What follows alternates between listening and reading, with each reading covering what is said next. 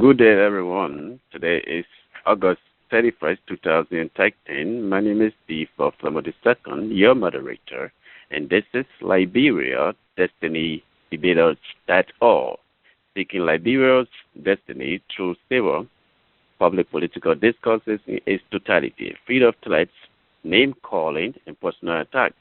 Our guest today, joining us from Liberia, is the Honorable Len Eugene Nagbe, Minister of Youth and Sports. Please join me in welcome Honorable Nagbe. Honorable Nagbe, welcome to Liberia Destiny Debaters again. Honorable Nagbe?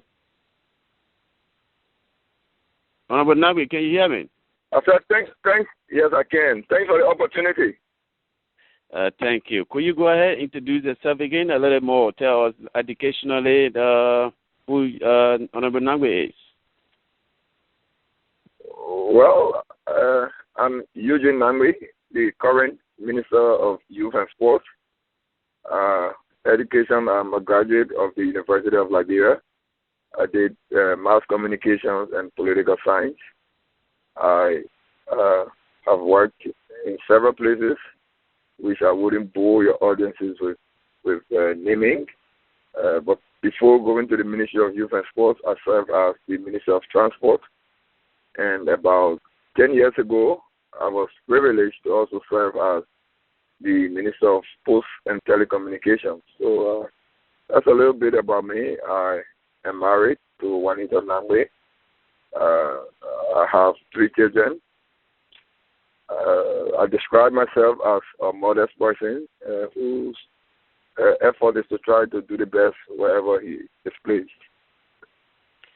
Thank you, Honorable Len Eugene Nagbe, Minister of Youth and Sports. Honorable Nagbe, this program is going to be it's going to be live on YouTube and also on Liberia Destiny Debaters at www.liberiadestinydebaters in about a week from today. So you can have the chance and also go there and listen to yourself. Ladies and gentlemen, welcome to Liberia Destiny Debaters. At Control, my name is Steve of the Second, and we are talking to Honorable Len Eugene Nagbe, Minister of Youth and Sports. Please, going to open the lines here. So please go ahead and dial *61 in order to ask the question. This program is scheduled for 1 hour, 30 minutes today. 1 hour, 30 minutes. So, Honorable Nagbe, welcome to the show again. Let's go to the era of youth. We understand that many of the young people in Liberia do not have a job. They don't have something to do. What have you done, or what do you intend to do to help some of these kids get at least something to do for now? Well, you are quite right. If you look at our demographics, the most recent census conducted in Liberia showed that almost 70% of Liberians can be put in the category of youth. The definition of youth is between from birth up to 35 years. That's the working definition we have. And about 70%, almost 70% of Liberians fall in that category. It means that the challenge we face, challenge of lack of access to basic necessities, lack of access to education, is even more prevalent amongst this population category that I just named. Well, your question, what are we doing to get them jobs, is interesting because what I perceive based on some of the initial empirical evidence that we've gathered is that getting access to job is good, but the problem we face now is getting access to training, preparedness for absorption into the job market, and that is seriously lacking. Some of the people in this category, the youth, cannot again go into formal education because they are well past the age of entering school. So our focus is to look at the majority of this group and grant them technical and vocational education and training. There are 2 approaches we have undertaken. First, with support from the World Bank, we conducted what we call a TVET assessment so that we can understand what the TVET needs are.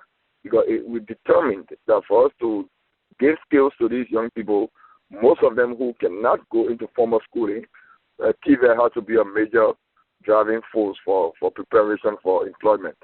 The TVET assessment is out now, and it has shown us that even the TVET institutions, BWI, MVTC, are now themselves capable and sufficient and of the adequate capacity to provide the kind of training that is required for the current job market. So it means we've got to go back again and redesign these institutions, give them more capacity, give the trainers themselves some training, and this process is ongoing. It is a deliberate process because my approach is for us to gather scientific, empirical data. We keep saying the young people don't have access to jobs, but where is the data that says what exactly we need to do with them to get them trained? That's one approach. The other approach is in a short and medium term. What can we do to get them working to put bread on the table? This is why the Liberian government is designed what we call the Liberia Youth Employment Program. It is our flagship program. We launched that a few months ago.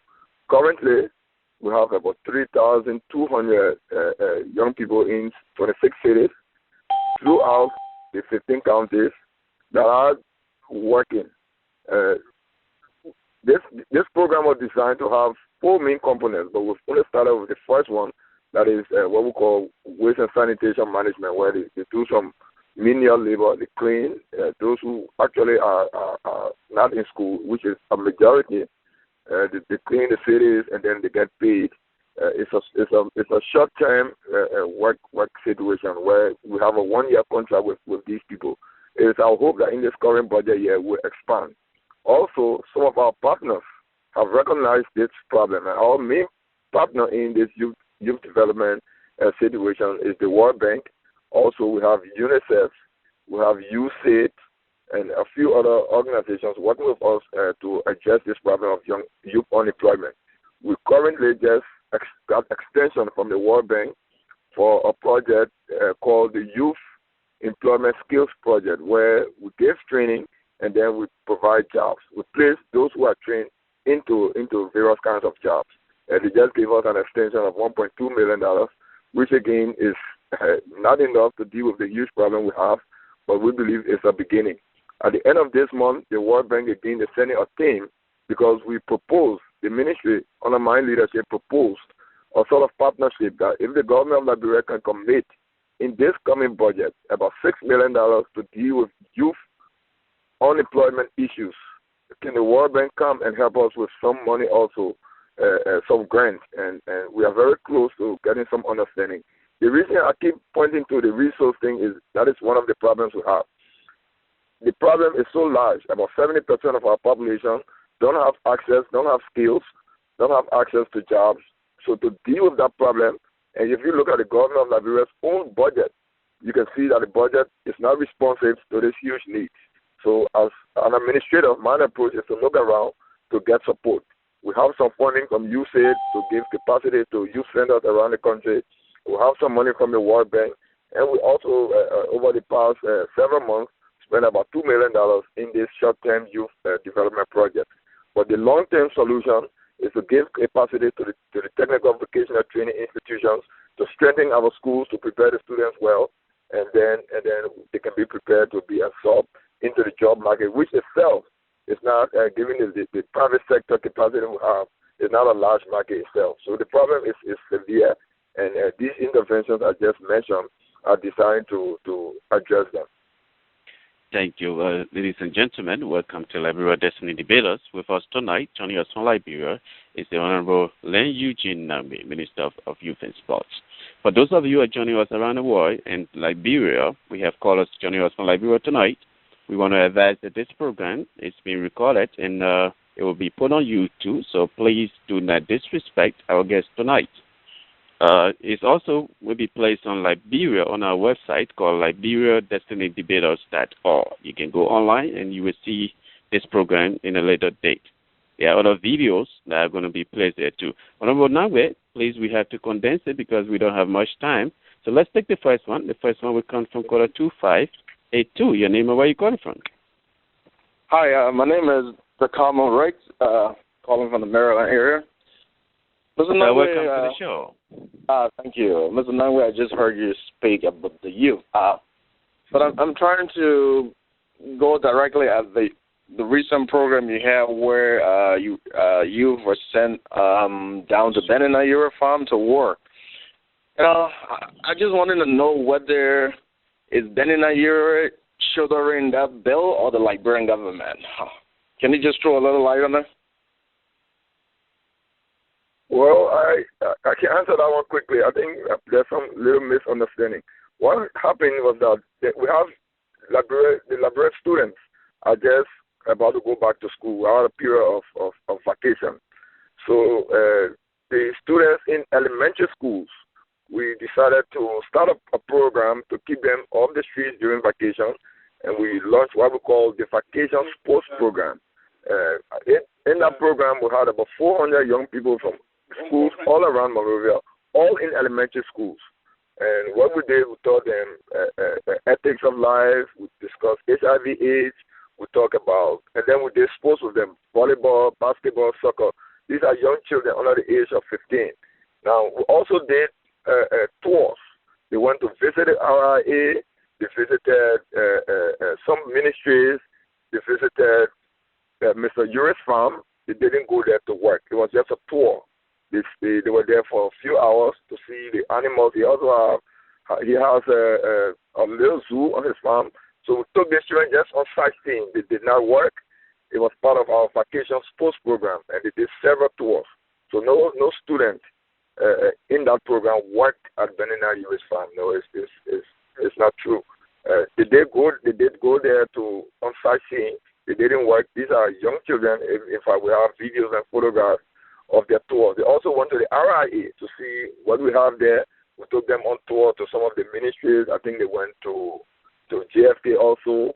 And just on the tour as part of our vacation sports program to keep the young ones off the streets during vacation time and to keep them occupied and physically and mentally engaged. Thank you, Minister Nagbe. Caller, do you have a recommendation from Minister Nagbe? Well, I don't have a recommendation. I would just want to say thanks for the clarification because, I mean, people have been speculating that you actually got some money and you send people to the farm to work and you pay them instead of Mr. Uri shouldering the bill. That's why I asked that question. But lastly, before you go, can you just tell how much the government allocated to your ministry, your budget? You mean the gone budget because we're still in the budget preparation period for 2013, 2014. Are you referring to the coming budget period or the one that just passed? Well, you could talk about the previous one or the coming one. Just how much they allocate to you on a yearly basis or government circle. Okay, it's not consistent. Let me put the budget has categories. In 2012, 2013. What we do, we have what we call the core budget. That is the administration part, salaries for employees, fuel to run the generator, to buy some capital equipment, and that the ministry got about $3.9 million in the core budget. Then in the project budget, there was some money set aside. $15 million was appropriated in the 2012-2013 budget, but it wasn't placed under the ministry directly. It was placed in the contingent portion of the budget. Of that $15 million, the ministry was allotted. Out of the $15 million appropriated, were allotted $1.9 million for youth employment. Now, also sports. The sports portion of the budget was around $700,000. Including the county made portion. Also, they will give subsidy to the LMA, to the Volleyball Association, to the Basketball Association, which total around $275,000. The figures are not off my head, but this is a rough idea of how much we got. The new budget has not been passed yet, but what we proposed to the National Legislature was that for youth employment and training, we requested the legislature apportion $10 million for us to carry that out. That is including the vocational and technical training schools, the MVTC, which is under my ministry, to buy equipment to train the teachers, also to continue the youth employment program that we have, to launch the other component, that is the youth entrepreneurship, youth in health, and youth in information and communication technology. We intend to deploy that program in partnership with the World Bank, but the government's own side of that will cost us anywhere around $5 to $7 million. So that's the proposal we made in our project budget. The budget hasn't been fully passed yet. It's still before the Senate. So we are not too sure of whether that money will be appropriated this year. But generally, that's the size of our budget. And the youth exposed component of the budget, I think, is about 4% of the entire budget. And looking at the size of the problem, I think that's a priority issue that we can all discuss. Thank you, Conrad. Please go ahead and if you have recommendations for the Honorable, go ahead and do that. We have a lot of people on the line, and because that's right. Let me just say, since the Honorable Minister has been around the different ministries, Mr. Minister, I think it will be better you reduce the administrative costs very low. It shouldn't be more than probably 50% of the budget. You want to keep it at a minimum as a good administrator. That's what we expect of you. So I hope you can look into that, because it's very shameful when your administrative costs are so high, it consumes all the money. And whereas the money should be pointed towards no, I'm not accusing you. I'm not accusing you of that. I'm saying that's true. This is a conversation I just said. That's true. And I wanted to add that you're very right. Mm-hmm. Yeah, I wanted to add that this. Anyway, go ahead. Let me just. So I just hope you could do it. You could do it differently so that the youth can really benefit. Because some of the stuff you talk about, vocational and all of that, that's what we need right now for those guys. You know. So I will stop right there because there are other people waiting. Thank you. Can I just say something? I think I agree with the caller, and his recommendations are in place. But throughout the whole government system, what we've tried to do, step by step, is to reduce the current portion of the national budget and focus more on the projects. And my recurring costs, if you look at in administration, where I spend more money is on salaries of civil servants. Salaries for the civil servants constitute a large portion of our administrative costs. So, I mean, reducing that might mean laying some people off. They will go back into the same vicious cycle of unemployment again. You know, so it's a give and take. It's a catch-21 situation. How do we reduce recurring costs without affecting the livelihoods of some of those who are in the civil service? And we do have a large civil service. And then also, if you look at my electricity bill, because we run a very large, I think it's a 500 kVA generator at the Simon-Kayando Sports Complex where the ministry is housed. Fuel for that generator alone constitutes about 15% of my budget. I mean, why? You know, so we are looking at all of these things so that we can, you know, with LEC coming around, if we do the hydro in a couple of years, you know, some of these costs will automatically come down. Already we have cut down on transportation, which was also a significant portion. So I agree with the caller that for us to spend more on these projects, we have to seriously look at recurring costs, gas slips, special allowances, and all of these things. And, you know, this is a debate that is even taking place within the cabinet itself. And, you know, how do we reduce the recurring portion of our budget so that the project expenditure can increase? And over the past two budget periods, there has been some reduction. I mean, not where we wanted to be, but I think there has been a 15% reduction throughout the whole budget in recurring costs, and that money has been applied to projects.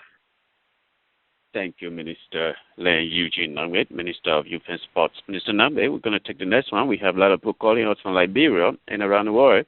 The next caller in line here is caller, that's 4688. Your name and where you calling from. Your last number is 4688. Yes, thank you. My name is Harrison Kesoso. I'm calling from New Jersey. Yes, welcome to the show, Harrison. Yeah, thank you very much. Honorable Minister, I guess you know me, no guess you know me, rather. my question to you is that the Congress for Democratic Change, you and I one day sat together, and in some of our political discussions, you were very anti to the Len government. And out of the sudden today, you are a cabinet member. I want for you to tell this listening public that what is the level of trust and commitment that led you to holding position in the Ellen government, and if so, what is the relationship between the CDC officials, who were your friends, including me, quote unquote, to that of your activities with the ministry as minister?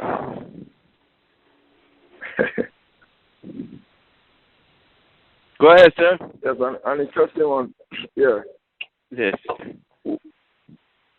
Well, did he say his name is Jesse? I just want to know who I was speaking to because I should know him. Harrison Sutter. Oh, Sutter. Oh, yes, I know him very well. Well, listen, let me just, this question wouldn't go away, so let me just try again to answer. I think he said several things. One, no, I heard you well, and I just want to answer my way. Number one, when the CDC was organized, it wasn't organized in isolation. There were reasons, including wanting to contribute to our country's growth. Now, political parties try to seek state power so that you can use that power to better the lives of the people. Yes, even as I speak now, as a member of the current government, I don't blind myself to some of the realities. But as a politician, we try to seek solutions. When you say I was opposed to the government, yes, I was. I criticized. I still do when I have the opportunity, when we have programs that are not right. But I don't see being a member of the opposition as meaning just criticizing without contributing, without us offering options. So most of my interaction with the government when I was Secretary General of the CDC was to say, look, you're not doing this thing the best way. How can we do it better? I know for a fact that I encouraged the then standard bearer of the CDC when I was Secretary General, Mr. Weah. We had at least 7 meetings with the president that I attended along with him and some other officials, and we raised issues. Now, that's my style. But like I said during my resignation from the CDC, I saw it's like us wanting to get in a car from Monrovia to go to Kakata. We get our 15 gate, and I see you going towards Buchanan. Now, if the objective is to get to Kakata and I see this vehicle, which is in this case the CDC, going in a direction that is not proper, what do? As a passenger? You try to perhaps change the direction of the vehicle to go to where you originally wanted to go, or you find another option. The CDC was a vehicle that I thought we would use for change. Well, it's another argument altogether. Now, as a party member, you know, Mr. Sosa, as one of the executives of the CDC, that we had a lot of discussion and interactions, not just with the Unity Party, but with the Liberty Party, with other political entities, for us to work together to improve our country. These discussions kept falling because some of the extremists in the CDC did not see cooperation and positive development as the way for the party to go. So I continue to contribute to my country by sitting down, having discussions with people, and one of those questions was the president. And she said, look, this is a chance for you to help me change this thing that you say is not going right. So as a politician, I accepted the challenge, and I'm making my contribution. I still see the CDC as an important instrument of our democratic process, but there's still fundamental issues that I think you guys in the CDC need to deal with. So now that I have the opportunity to serve, I'm doing my best. So it comes to the second part of your question, as what is my relationship with people outside of the government. I think 3 days ago I spoke to Mr. Weah. We had several discussions when he launched the Peace Initiative. I was very involved because I respect him as a prominent Liberian, and I think he has something to contribute. Do I support his political aspirations? I said no, I don't. I think there are other options that we can examine. So my focus now is to deliver what I've been tasked to do. That is to provide some solution for the great problem of youth unemployment and youth underdevelopment that we have in this country. I'm really focused on that. I'm happy that we are not in the political season right now, so I'm not being distracted by the politics, but to focus on this very critical job that I've been given. Thank you, Minister Eugene Nagbe. Caller, do you have a recommendation for Minister Nagbe? Well, Mr. Nagbe, my recommendation to you is that, you may have a friend, you have friends within the CDC, but what I want to say is do not allow any political interest to gravitate you to pull you away from your friends like me. Because we are friends and we have political interest. There may exist some political differences, but yesterday the friendship should remain, as it is. So it's a recommendation, and also I want to applaud you for your proximity, your close proximity to others. You have never called me. I think I'll try calling you one or twice, but hey. Anytime I come on movie, I will come over, but keep in line that, we are still having serious political issues in our country, and it is our hope and aspiration. We are getting ready. It can be any government. One day maybe Housing Society, the Minister of Youth and Sports, but hey, I may come to you as a chief. What can I do? So let us not put political interest, over friendship and other relationships. Thank you. Thank you, caller. Minister Nagbe, we have a lot of people on the line, and the time that you gave us, we would like to condense this. So let's take the next one. We have people calling us from Liberia. If this is your first time calling to Liberia Destiny Debaters, if you want to ask a question, make a comment or recommendations, that's star 61. Star 61 on your phone. That's the one way we can recognize you. So let's take the next one. The next one will come from caller. Let's take the line here. Let's go to caller 6593. Your name and where you're calling from? Thank you very much. It's Eugene Sharif calling from New Jersey. Welcome to the show, Eugene. Thank you very much, Mr. Moderator. Mr. Nagbe, this is Eugene Sharif. Welcome to the Liberia Destiny Debater again. My concern has to do with the youth in Liberia, Mr. Nagbe. The fact that you just said that 70% of the Liberian public is youth. Now, what is your ministry doing when it comes to organizing some youth program to rejuvenate our youth mind when it comes to other situations that going around whenever they hear this happening around bordering country and something they want to go to? What are some of the programs that you're already engaging in that will now deter our youth mind again? Because there's a few years back, I saw you were with the National Patriotic Party. That was you were working with. If I stand to be corrected, you were in the Vice President office, Mr. Vice President Ino Dogoli. You were working in his office, and from there, and you serve as Secretary General for CDC. And now today we are talking about Unity Party. So I'm looking at some inconsistency when it comes to your political career. So what basic trust that we can really have that now you serve it as a minister of the youth, that we should be bringing the youth together. But we are looking at inconsistency when it comes to your political career. Can you clear the comments, please, Mr. Minister? Well, maybe I should take the last part of your question first. Like I said, a politician has to be consistent in his ultimate objective. And I have remained true to that. Wherever I've worked, I try to work hard and achieve the objectives and the goals regarding that position. So my ultimate objective has always remained contributing to the forward movement of my country. Now, the nature of politics is that it's not fixed.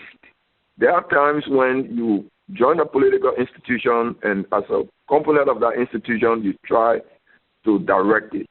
Now, the current president, her first political party, what was it?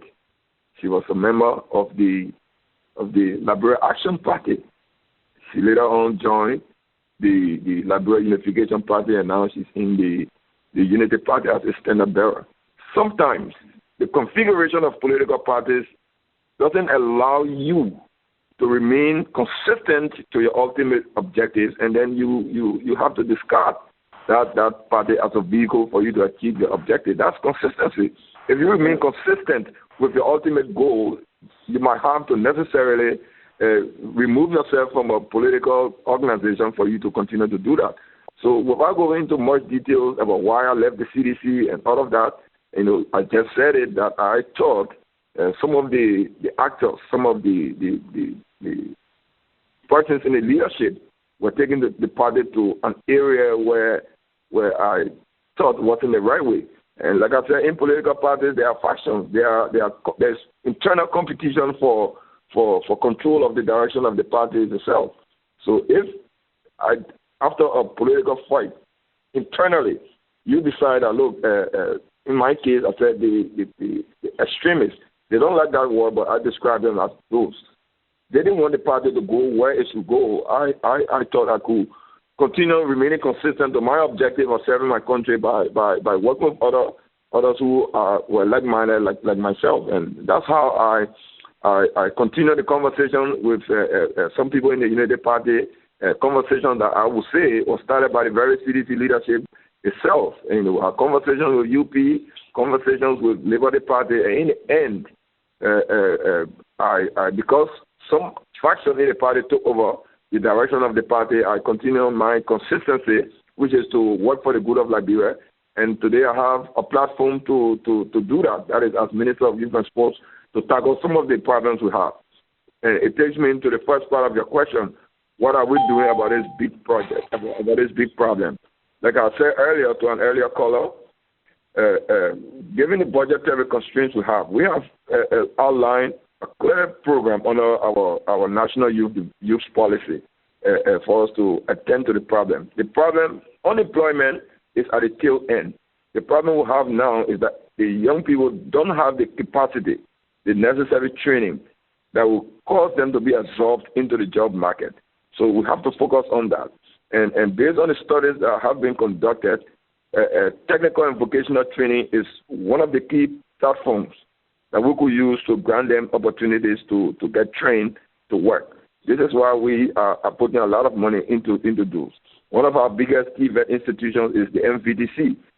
There is an ongoing $10 million project just to construct a new infrastructure for the MVDC. Along with that goes training the teachers, providing capacity, upgrading it to a modern technical and vocational training institute. There's BWI. We have a lot of vocational schools around the country. And so the TVET assessment that we just concluded with funding from the World Bank says to us that apart from building the infrastructure, you also should build the capacity of the trainers themselves. So a whole program is being rolled out to develop a new TVET curriculum. These are practical steps that we are taking now as I speak. The MVDC construction is ongoing. Procurement for new equipment is already in the works. So we have to do these things before and prepare the young people for capacity first. But while we are doing that as a long-term and medium-term plan, there is a pressing issue of youth unemployment. So the Liberia Youth Employment Program has been designed to do that. We've launched it a few months back, and only 3,200 students, youth are currently employed. We have a one-year contract with them. Is that sufficient? Like I said, no. But what we have to do is not just one solution, but a cocktail of solutions, including TVET training, including scholarships, including strengthening our schools and granting opportunities. There's a situation I'd like to mention.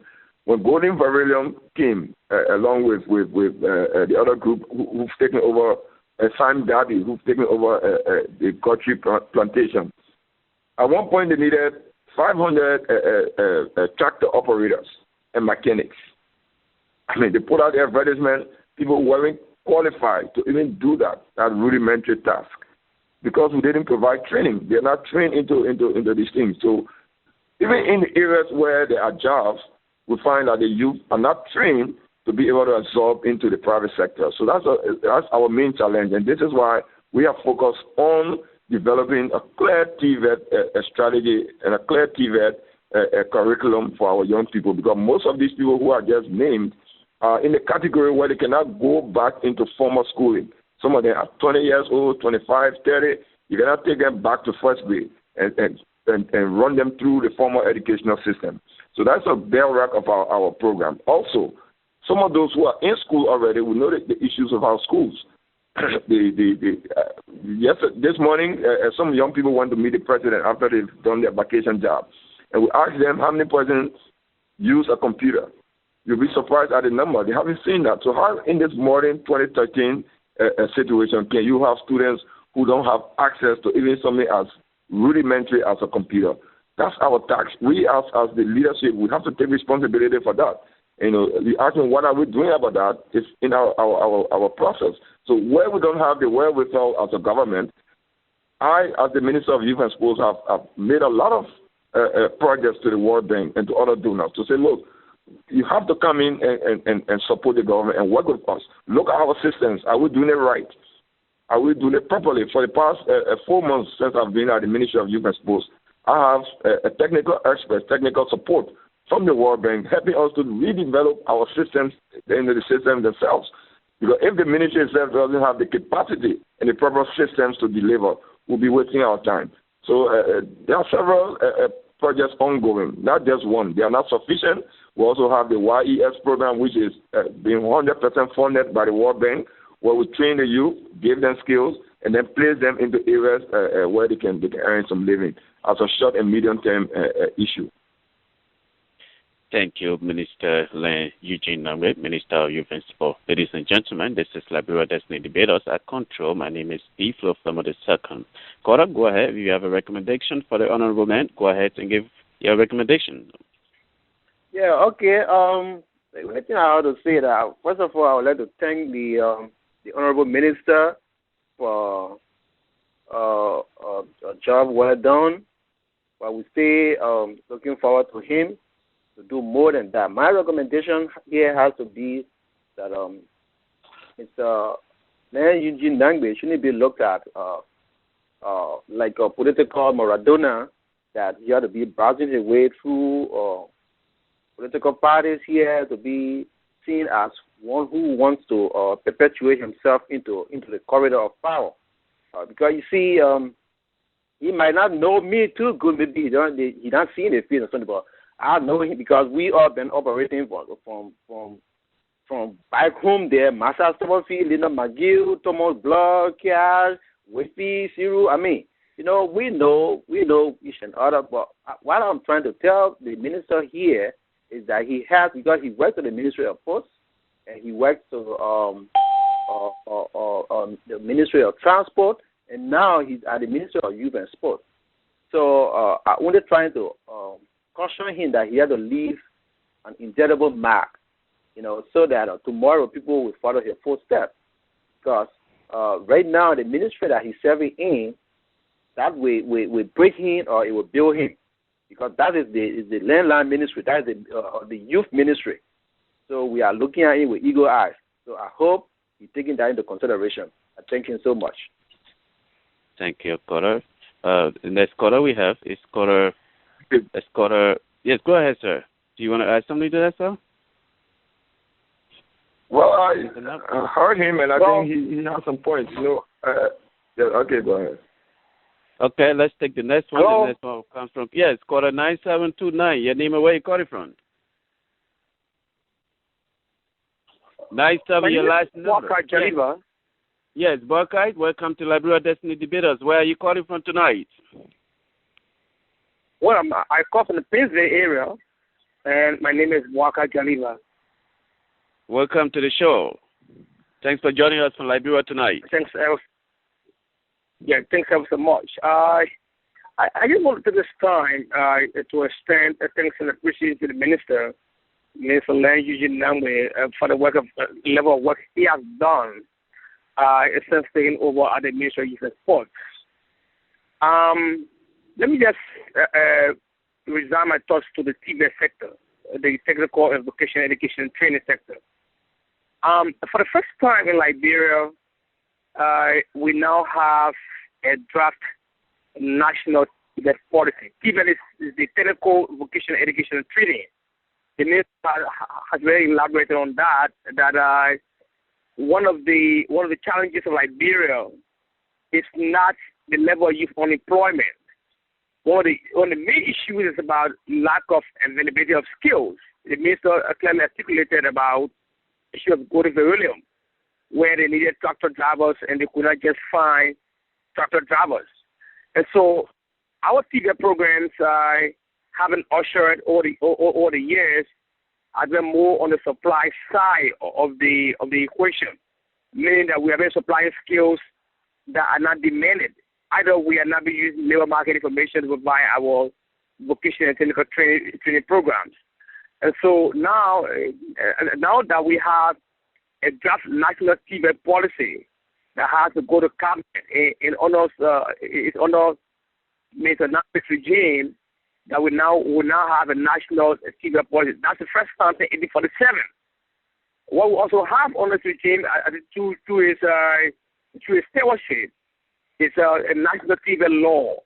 We now have a draft national TVET legislation that has to go to the national parliament to be passed in the law. And I hope the national legislature can have that passed in the law, that will have a national TVET authority, so we have TVET training standards. The real issue in Liberia has to do with the lack of capacity, the lack of technical know-how by the young people of our country. If we don't focus on providing skills for our young people, the jobs that will be available in the formal sector will be given to Ivorians, Nigerians, and Ghanaians. And then the issue of youth unemployment will be very high in the country. And so I think that the government of Liberia should place more emphasis on national TVET training courses. They'll train our people to become drillers. Because even when Chevron comes, when we start making the drilling of the oil, what we need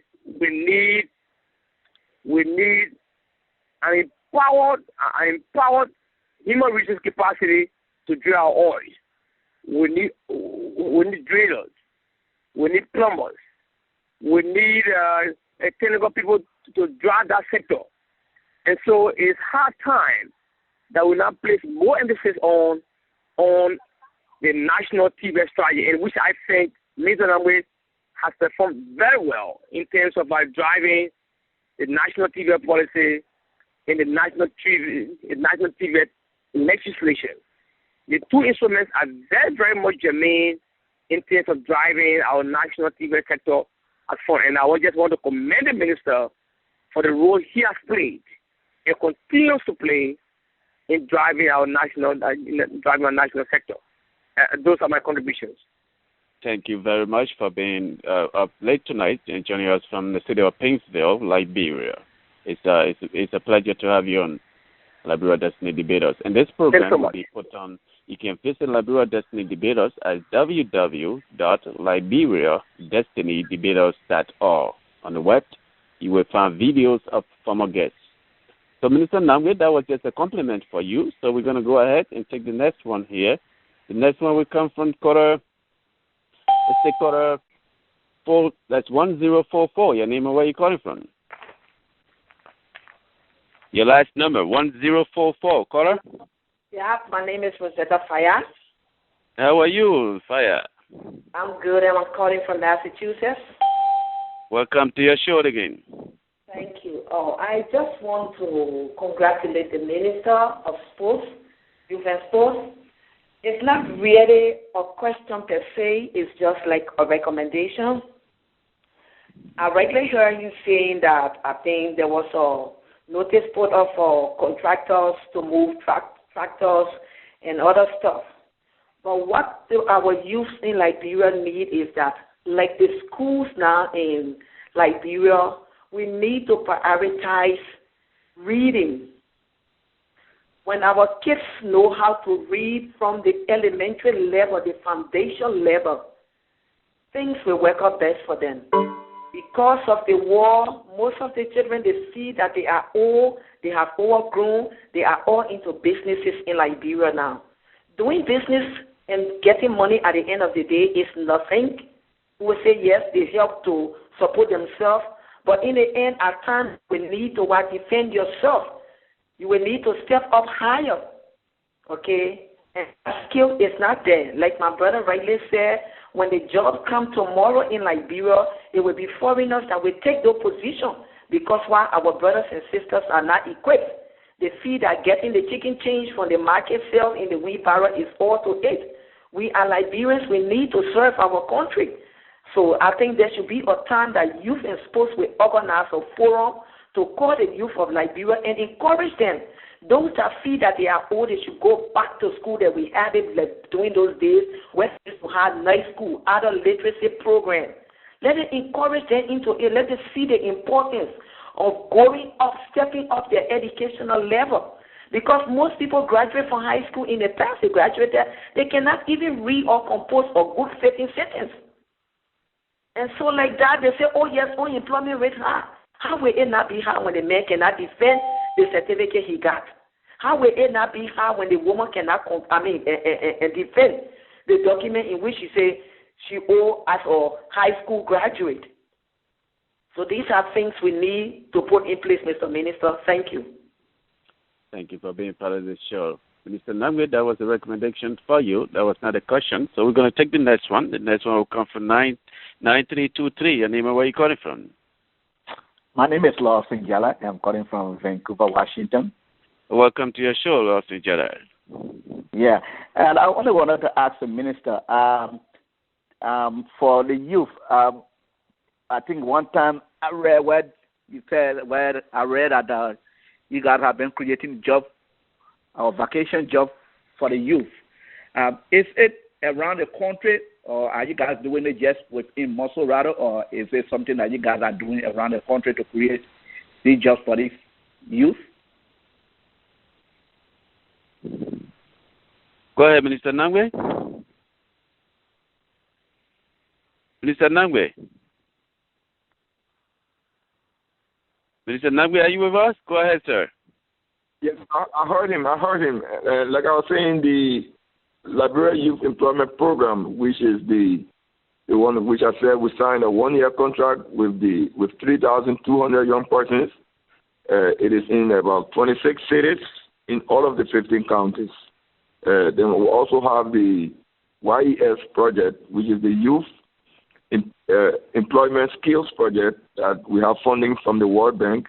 That is in 7 counties, but we grab and recruit young people from all around.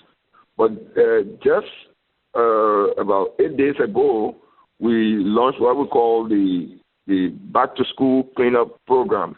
It was a pilot program where we recruited just under 5,000 young people to clean their own schools in Monserrate. The reason I say it was a pilot, if you remember, about 2 years ago, the government tried the vacation job program. It wasn't well organized, and it led to a lot of destructions. So the president in cabinet asked whether we could do a pilot with a new system, a new program, and this pilot was successful. We concluded that today, where we gave about 5,000 young students who worked in their own schools in Monserrate County about $50 for the 1 week of work, just as allowance as they go back to school. Now, the next step is that we're going to replicate that throughout the country because we have tested the system. It didn't end up in violence and destruction as in the past because we pay them using the banks through what we call the mobile money. It's worked very well. So to answer his question, some of the programs are in all of the counties, but this last 1 week vacation program was only in Monserrate, because it was just a pilot project that we launched. Go ahead, Lawson. Do you have a recommendation for the Honorable Minister? Yeah, I have a recommendation, but this will not actually be for actually the minister, but maybe it's something that maybe one day if they have a cabinet meeting, maybe he can take to one of their cabinet meetings, especially like while we heard the last time on BBC about over 25,000 students that sat for the LU entrance and they failed. And that was kind of the bad message that had been sent out there to the whole world concerning the educational system of Liberia. So if they can design something, a program where students can be allowed to evaluate their own teachers and do that so that they can know whether the teacher is really working in the classroom, what kind of material they are teaching, because some of these people, sometimes they give student tests, or they give them the note that they will give them at the time of the test, they will not give it to them. For an example, the last time I was talking to somebody who told me one time that the sister have to pay money to somebody to sit the entrance for her at LU. And that is very, very bad, because if you do that, you are just harming yourself.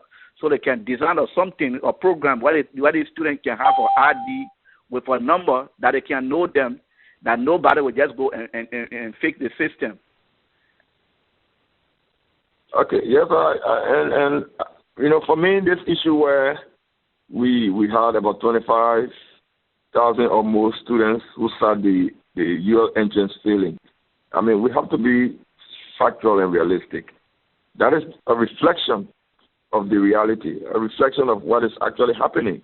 I mean, it says something negative about our country, but it says diagnosis is 50% of the solution. When we realize the scope of the problem, maybe we can have a national conversation and fix it. Again, we are not running away from the responsibility, because we as national leaders, it's our fault that we have this kind of situation in our educational system. I mean, collectively, we have to take the blame, because for 25,000 of people out of high school to go and sit an entrance and not pass, you know, for me, I think it's an indictment not only of the students, but of the teachers and of the leadership of the country and of the society as a whole. That said, I hear some people saying, oh, maybe the teachers didn't want to correct the papers. Well, it's the reality. If we look at how our students perform, you know, this time the entrance situation was very rigid, and they didn't allow people to sit for somebody sit for you, and all of that. And this is what we have. So now we have to go back to the drawing board and see what the problem is from. Is it from the entrance or from the elementary school, as the other lady just said?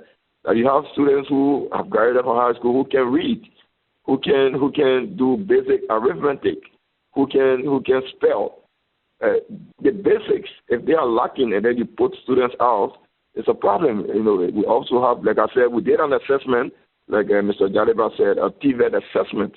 One of the things we found out was that the teachers themselves needed to be taught, needed to be retrained. So if you have teachers who are not trained enough to transfer knowledge, you have the problems that we have today. So it's a great problem. We cannot continue to give the excuse of the war. The war has ended.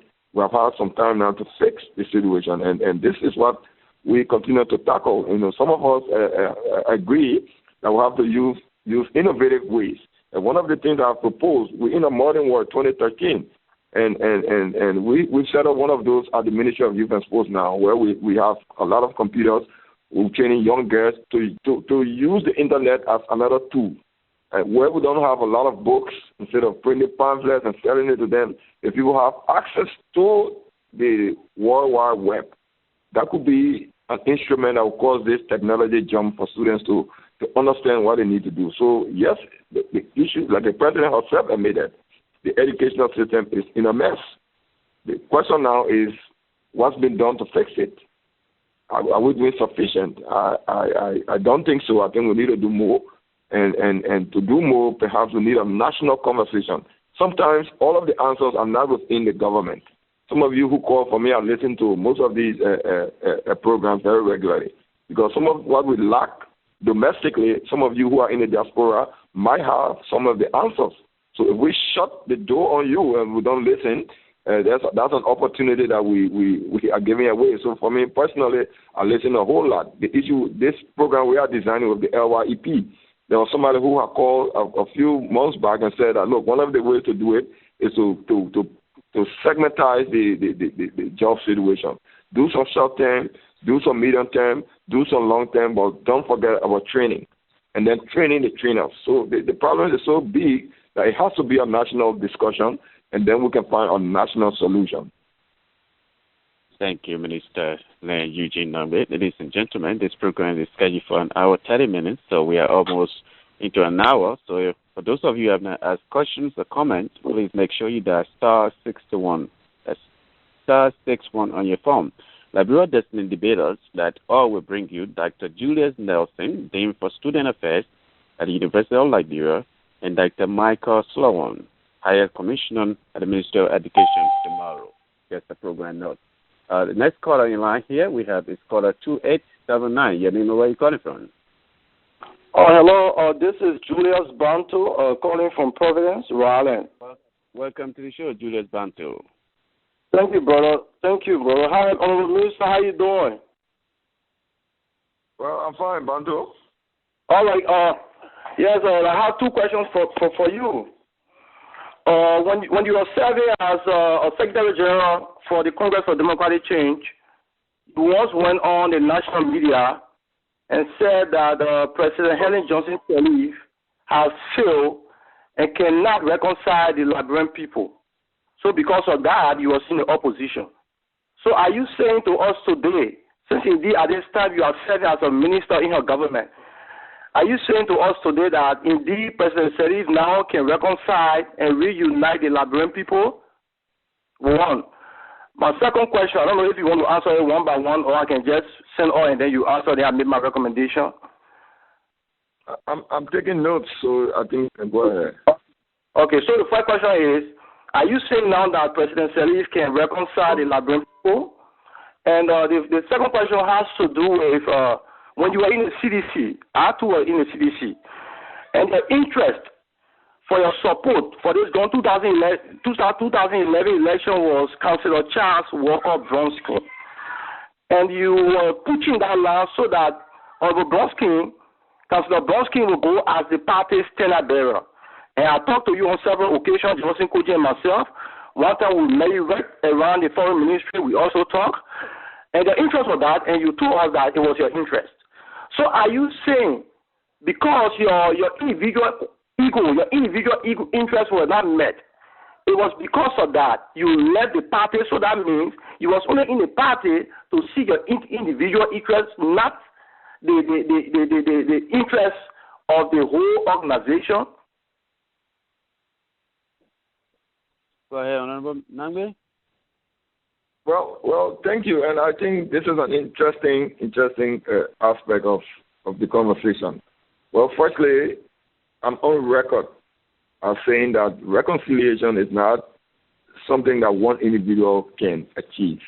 The war was so diverse, it cut across ethnic lines, political lines, and it requires a national consensus for us to have reconciliation. So I don't think that particular quote, yes, I admit that I have criticized the president several times. I've written both to her directly and on through the media, and I don't draw back from those things I've said that the president needed to do more. Now, it's interesting that currently the person leading the National Reconciliation Initiative is the leader of the CDC. I mean, it validates my point that for reconciliation to happen, all political actors, along with civil society, along with the general populace, will have to be in tune with the desire to reconcile our country. So this is why I was one of those who was very happy when Ambassador we are accepted to. Ladies and gentlemen, go ahead, sir. We just lost the minister. I guess he's just 1 hour, so he's going to reload his phone to come by and talk to us again. This program is scheduled for an hour, 30 minutes, so let bear with us. The minister is going to be coming by to shut it here. Liberia Destiny Debaters will bring you tomorrow. Tomorrow, Liberia Destiny Debater will bring you Dr. Julius Nelson, Dean of Student Affairs at the University of Liberia, and Dr. Michael Sloan, Higher Education Commission at the Ministry of Education. Both of them will be joining us at 4:30 Eastern and 3:30 Central Minnesota time. So please tune in for that. While we are with the Minister to join us, okay, the Minister is back with us. Thank you, sir, Mr. Nagbe, for joining us again. Go ahead, sir. Hello? Yes, sir. Go ahead, Minister Nagbe. Hello, can you hear me? Yes, sir. Yes, I got caught off. Okay. I was one of those who was very pleased that Ambassador Weah accepted this challenge to lead the National Reconciliation Initiative because, again, like I said, I believe not the president alone, not one person, one party can lead it. So the first part of his question, whether I now believe the president can reconcile the country, I've always believed that not one person can do that. We needed all hands on deck. And I'm happy that the CDC, through its leader, has recognized that and has agreed and has begun to work towards reconciliation by agreeing to serve as the peace ambassador who will lead the peace initiative. And I've cooperated with him so far as he started his work. I think it's more than the president. It requires all hands on deck. And this is beginning to take shape. Some of the key issues that we require for reconciliation include the land crisis that we have, land issues all over the country. In Nima, the government had to form a special committee to resolve it. Even in Montserrat, we see various sporadic outbursts of violence because of land issues, so it's very critical. Also critical is the issue of political lack of reconciliation that the political parties forum is seeking to address. So it's a pluralistic approach to reconciliation. Secondly, about the CDC Labor Day, let me go a little bit into my role at the CDC. It came to a point where the very leadership of the CDC agreed and realized, and this was manifested in actions, that by itself, the CDC has not really crossed the 30% threshold, hasn't been able to cut across enough to win the national election. We won a senatorial seat in the House of Representatives. But if you look at the CDC in the past two elections, the CDC in the first round mostly has hovered around 28, 29, 30%. Now, a strategic political decision was made that for us to gain state power, perhaps we needed to reach across the aisle and start having conversations with other political actors. And I was tasked with leading those conversations. Now, we have several meetings with Councillor Bronskin, several meetings with Councillor Tubman, several meetings with Prince Johnson, several meetings with President Salid. So we had agreed that we will discuss and seek collaboration and cooperation with other political entities. Now, as the leader of that, it was also a practical situation. We came closest to working with the Liberty Party, and then those people who in the CDC believe that the CDC by itself could win the elections, fought some of the efforts are made. I can say to my brother who just spoke, who's also a member or used to be a member of the CDC, I don't know his current political lineage, that between Ambassador Weah and myself, we had at least 10 or 15 meetings with President Salid. What do you think was the purpose of that meeting? Was that we recognized that we needed, as a political party, to reach across and consider all of your options and leverage. Apart from the party's ideology, there's also what we call the strategy of the party. For you to win elections, you have to be strategic. So our discussions with the Liberty Party was a strategic one that did not go through.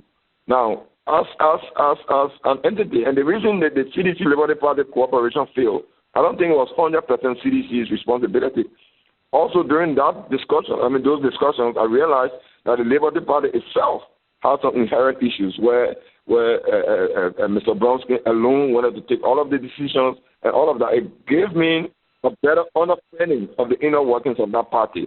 Now, I arrived at the determination and the decision that, look, if I want to contribute properly to the political process, I want to align myself with a political institution that would grant the best opportunity for us to move our country forward.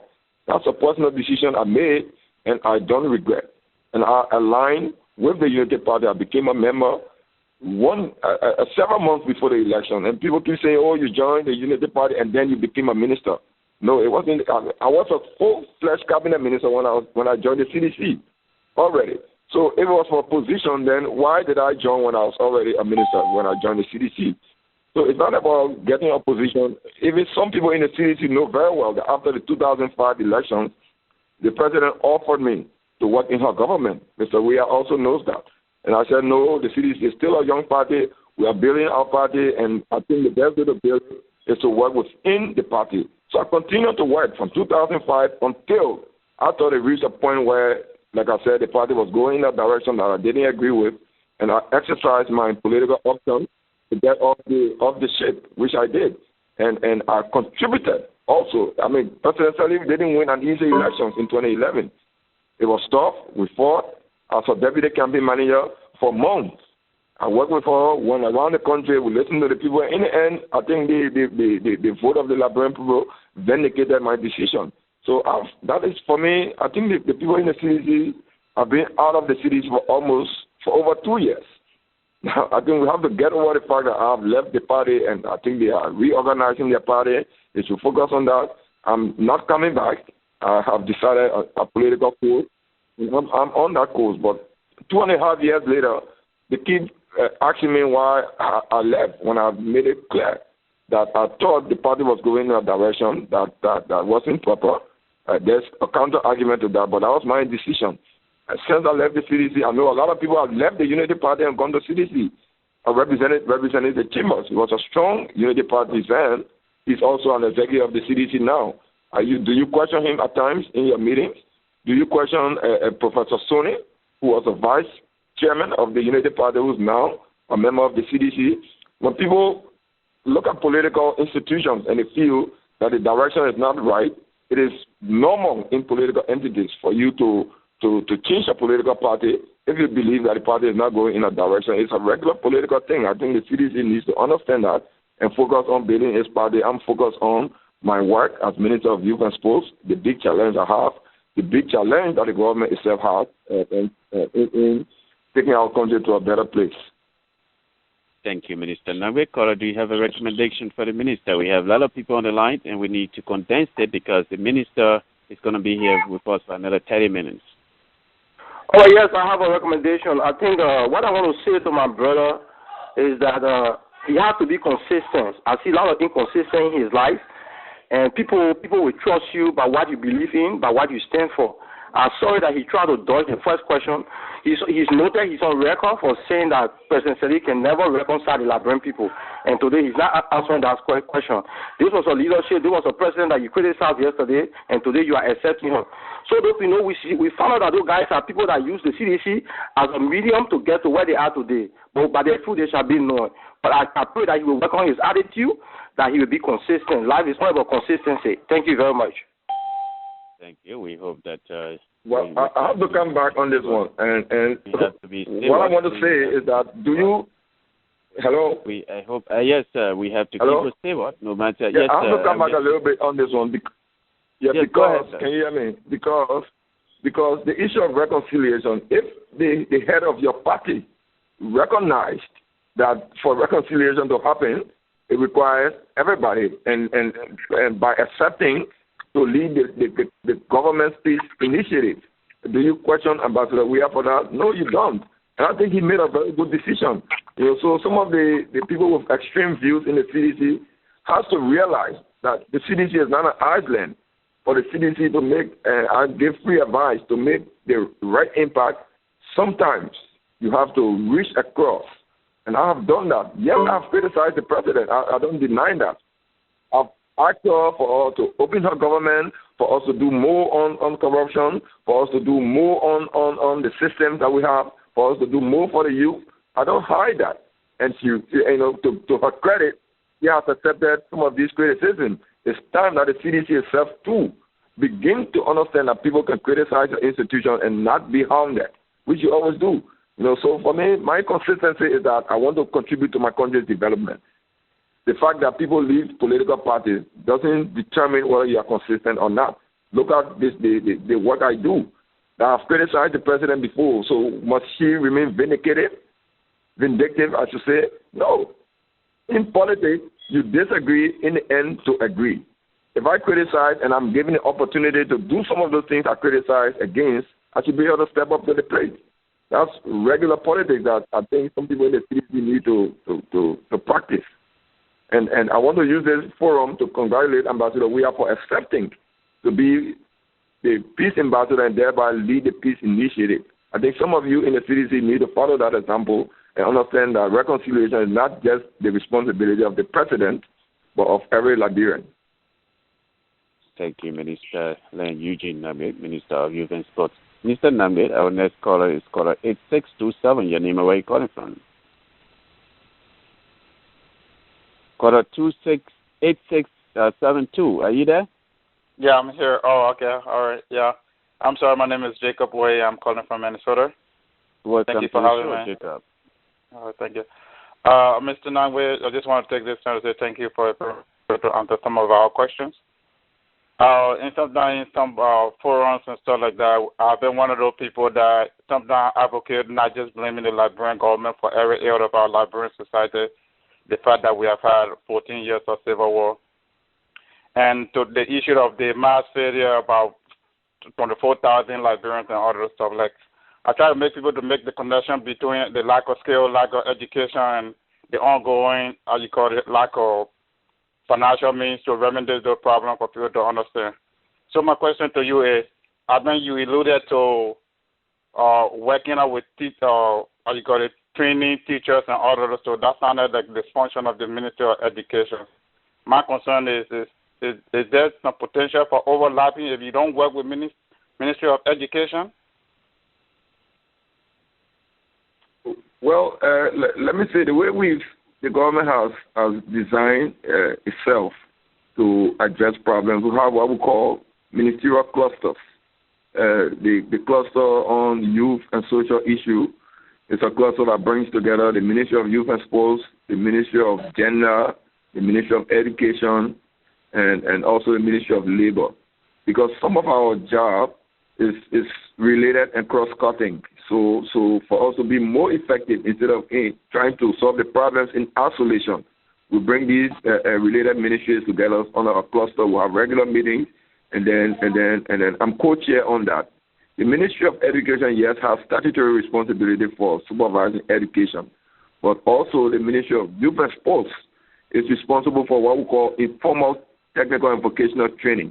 This is how it came about that the MVTC is under the Ministry of Youth and Sports and not education. And then BWR, which is a formal tertiary vocational training institution. So our job is so interrelated that we share the responsibility. There wouldn't be overlapping because, say, for example, when we were growing up, when we were devising the national key event policy, it was a collaborative work among the various ministries that are responsible. So, for example, if we talk about youth employment, there's no way I can do that leaving out the Ministry of Education, leaving out the Ministry of Gender, leaving out the Ministry of Labor. So where our functions interrelate, we work together, and then we provide joint solutions. So I wouldn't take myself away from the problem we have with youth unemployment and the lack of education amongst the young people. So we have some role to play, some of them statutory, and some of them strategic, as we have clustered the government into pockets that we call the sector clusters. In this case, the sector cluster for youth and social development is one that I co-chair and includes the Ministry of Education. Gotta go ahead to your recommendation for Honorable Nagbe. Yeah, Honorable, I think my recommendation to you, I think it all goes back to education and skill training in Liberia when it comes to addressing the unemployment rate in Liberia. And my actual problem it will be the educational system. So, like in the States, there are little tests that these little kids do as they go through the educational system. Like in 6th grade, they take a certain test to know that the child is ready for the next level, and then you build that roadblock through the educational system. It tests people to see that how well they are doing through they are progressing through the educational system. To me, if you do that, you don't have to wait for 25,000 people to show at the university to show the kind of massive failure. I mean, it's a disgrace to the Liberian. It made it to BBC Yahoo News and all of the stuff. I mean, it's okay to admit, but I mean, we have to start doing something about this problem. So maybe, like, since you work with our Minister of Education, maybe they should try to put in a system where these people are tested gradually, and sometimes it helps too. When I went to nursing school in the United States, the people who administer the nursing tests are not part of the institution I went to. They fingerprint you, you sit down on live feed camera and take those tests and stuff like that. And sometimes maybe if a national exam will be administered by police and all those stuff, they do those stuff in Africa anyway. Police go to national exam and watch people. People are caught cheating, they go to jail for that. So maybe it's time to start taking some drastic action to address the educational needs and sometimes the credibility of our institution. Thank you very much. That's true. Let me just say something quickly. I think I agree with the brother, Mr. Williams, that we have to, and I always encourage my cabinet colleagues, we shouldn't shy away from the public and from public discussions and conversations. You know, we should do more to interact because, I mean, you might learn a whole lot just by having a conversation. Yes, sometimes it's tough to get criticized on the public radio, but that's what you sign up for. By being a public official, you have submitted yourself to public scrutiny. And the way to be successful in our job is for us to have this conversation with the public, particularly those in the diaspora who we don't interact with very frequently. But because of the diverse nature of what they have acquired by being out of the country, there are things we could tap on. So what you just said, I think I agree with you. We didn't look at it as such, but as we are trying to revisit and revise and reorganize our educational system, we have to learn some lessons from people who have succeeded, countries that have succeeded and have good educational system. It's not something to be ashamed of. But again, the commitment has to be there, the political commitment, and then also the technical capacity to do those things will have to also be in place. Thank you, Minister Len Eugene Nagbe, Minister of Youth and Sport. Ladies and gentlemen, this is Liberia Destiny Debaters at Control. My name is D. Flo Flamo II. Our next caller is caller 6494. Your name and where are you calling from? 6494, your last number. Caller, are you with us? 6494. Yeah, my name is Jay Gonlapa Dolo, originally from Sanicola City, but I'm calling from Delaware. Are you there? Yes, we are with you here. Good. Hello, Mr.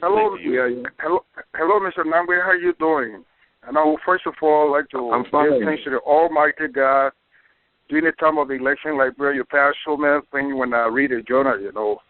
And I also thank you for not paying attention to those that are in Parliament and keep on bringing you down, questioning your education and all those things, and you're not paying mind to it. This makes you a fine citizen of the Republic of Liberia, a son of God. I really, really applaud you for that. Now, my question to you, Mr. Minister, first of all, how do you look at dual citizenship? I know you got your brothers and sisters, maybe other family members here in the United States. And our contribution to that country during the time of crisis and up to now will contribute immensely. And one of your senator from Maryland County said that he preferred giving dual citizenship to a Lebanese man because he will provide jobs instead of we Liberians. And in recent times, you got to get some sort of citizenship in that country. That's question number one. Number two, you serve as deputy campaign manager, and you promised the Liberian people that you would deliver them electricity, you would deliver them water, you would deliver them better education. We haven't gone nowhere, Mr. Minister. 25,000 students failed. My last question to you, Mr. Minister. You serve as Commerce Minister at the Ministry of Commerce and the Rabat International Airport deal. Your name was involved in it with Madam Cochrane. And I would like to know the print that you left there, that when we come into that country, and we'll say, yes, it was done by Minister Nagbe. Thank you, Mr. Minister. I really appreciate it. That's my question to you. Well, I know that one. That's a lot. You got three of I've been taking notes, and I will do my best to respond. Three major issues. One, dual citizenship. Two, my role as Minister of Transport and the RIA situation. And then the first one was about what the senator said and stuff like that. I think let me start with the dual citizenship issue, and let me go on record as saying I support dual citizenship, and the reason I do that is not because I have relatives in the States, but the evidence is there that diaspora Liberians contribute so significantly to our economy that for us to isolate them, because some of the people travel to the U.S. Under different conditions. So when the feedback, some people travel to get education, some people travel because of the war, but they have contributed, and it is a serious resource pool. If we isolate them because of a citizenship clause, we will be subtracting. This is why I support dual citizenship, and I think they will contribute more to the economy, more to our social status, more to our educational system than any other group of people can do. The issue with the Sierra Leonean refugees, they don't have dual citizenship. Our constitution allows for people of Negro descent to become citizens, and so as part of the UN system that signed the refugee charter, it says that when refugees stay in your country for a period and they desire to remain citizenship, once they meet your constitutional requirements, you should grant it. And these Sierra Leoneans went through that program, and the LCCRC and the UNHCR vetted them, so they are now Liberians only. But the issue is, suppose Sierra Leone still recognize them as citizens. Sierra Leone, Ghana has dual citizenship. So Liberia like I said, we are cheating ourselves by not allowing our citizens to hold two passports when they can still contribute to Liberia because they have traveled the diaspora and they have a lot to contribute and have contributed. And we all know that remittances during the war, even now, constitute a big slice of our economy. I think the last time we checked, it was almost 20% of the inflow of foreign exchange comes from remittances from people, Liberians out of Liberia in the diaspora. So for us to be politically naive and kick these people out is unfortunate. And I disagree with the senator when he says that it's better to give Lebanese citizenship. I heard him myself, and we have had this issue.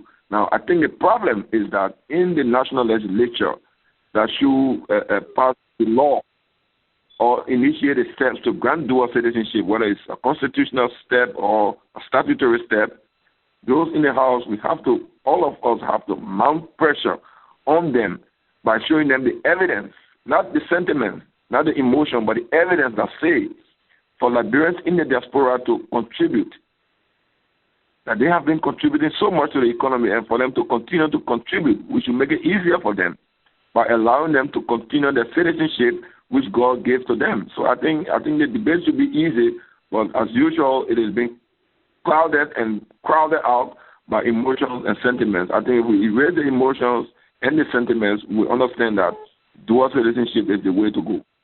Now, also he mentioned, I think, yes, I know that one legislator questioned my educational background. I took oath before the very national legislature as minister, and I submitted my credentials. It's a little bit laughable. This is why I didn't want to give it credence, because not to blow my own horn, when I was in the Department of Mass Communication at the University of Liberia, I performed well, and even to the point of becoming a teaching assistant. So I don't mind those things. Some people, when they have nothing to throw at you, they go for things that don't matter. It is not important whether he likes me or not. It's important that we do the job for the people of Liberia. Now, about the RIA situation, it is like I said a few weeks ago, it is very interesting that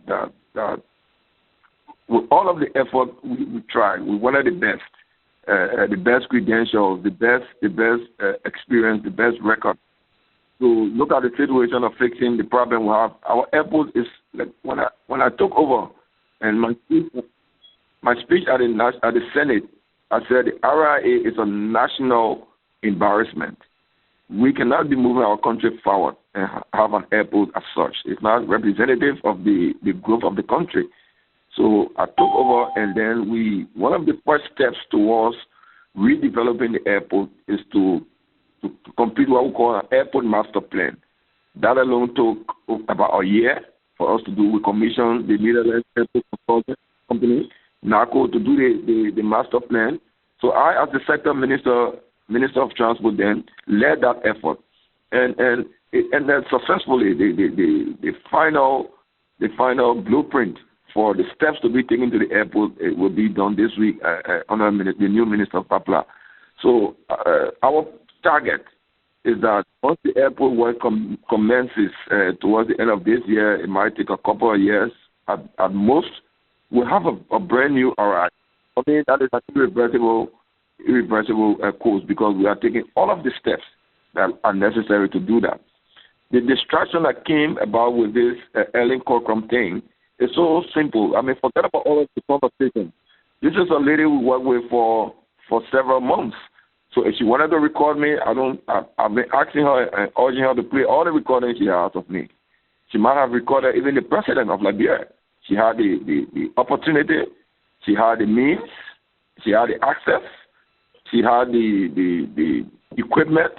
So did she record the president? Yes, but what's the content of those? So for me, the issue is not who recorded what and who said what. The issue of who said what will be dealt with by the boss, the president. But you were given a responsibility. You transfer government money to accounts in the United States. Like they say in the U.S., follow the money. The money was moved from LBDI to an account in the United States and into private accounts. So for me, this is a clear-cut case. If we follow the money, we'll know who took what. Whether it's myself, whether it's Mr. Ability, Mrs. Cockroach, the money will be found. Some of the money went into Mervyn Johnson's private account. He has to answer that. It's not about paying recordings and paying recordings. What did you do with the money that you transferred? Did it go into my account? No. But if it went into my account, it will show. There is a paper trail. Monies were transferred to private accounts and used for private issues and not for the airport use. So it's unfortunate that this happened, but in the end, vindication will come when we follow the paper trail and when we follow the money. Whether Mrs. Cotton died in Liberia or not, in the end, the paper trail will show who used the money. But like you said, the airport redevelopment is on course. There is a delegation that just met the EIB, that is the European Investment Bank. They are very close to agreeing to fund the airport redevelopment. So before the president leaves office, maybe 2016 maximum, we'll have a new modern standard A Rabat International Airport, because we have done all of the blueprint, all of the preliminary work, and funding is the only issue, but we are close to securing funding for the airport to be redeveloped. So my role when I was minister was to lead the effort to design the new terminal, get experts to review what was wrong with the runway and what we needed to do again. It's a highly technical job that sometimes you stand apart and you think it can happen in 1 month, but it takes time. Now, he mentioned that I was the deputy campaign manager for the president. Yes, I was. I played a role. We had a manifesto. We made promises. Some of the promises we are in the process of meeting. Some of them we did not. Some of them we did. Now, one of the priority areas of this government is for us to address the issue of lack of a sustainable power grid. This is why the government, as its priority number 1, is focusing on redeveloping the Mankofe hydro plant, which is an ongoing project, which by 2015 December will be commissioned. Procurement is already underway for the fabrication of the new turbines for Mankofe. I think tomorrow there is an African Development Bank delegation in town. They are also helping us with funding. We have secured funding for the hydro. It's not a project on paper anymore. It's an active project that is ongoing and on schedule for launch in 2015. So that's what we are doing. The Relay Banga Highway is a project, an active project. People build in a right of way. The World Bank insists that we deal with that. before they spend any money. It's ongoing. The RAP, that is the Relocation Action Plan, is ongoing. If you come on the road now, you'll see some work going on. We are on course with that. We're also on course to do the Bangam-Benikoma Highway. Feasibility is ongoing. Feasibility and work for the Fiston Harbor Highway is ongoing. So some of the projects are underway. We are not seeing them completed yet, but most of them are in line with the schedule, so that by 2015, 2016, some of the major infrastructure projects will be completed. That is the hydro, the airport, and the roads. For us to have economic development, we can't do it without a sustainable power system. Generators can change Liberia's economy for the better. That is what is stifling growth. So we focus on redeveloping the hydro and some thermal plants to subsidize the hydro, and also to open out new hydro systems throughout the country where we can. We have also joined the what we call the West African Power Pool, where we buy power from Ivory Coast. Also the CLSG, Liberia, Sierra Leone, Cote d'Ivoire, where we share power and buy power where we need it. Power is critical to us developing the economy. So this is our priority. It is an ongoing thing. Next week, there will switch coming on in Ganta as part of the CLSG project. Also in Harper, in Maryland County. So it's not just Mozzarella alone. But all of these projects are still ongoing. So sometimes people say, oh, you're doing nothing because they haven't seen the completion. But infrastructure projects take time. But they are ongoing projects, and we think we'll meet our schedules in line with what we promised. Will we meet our promise 100%? I would say no.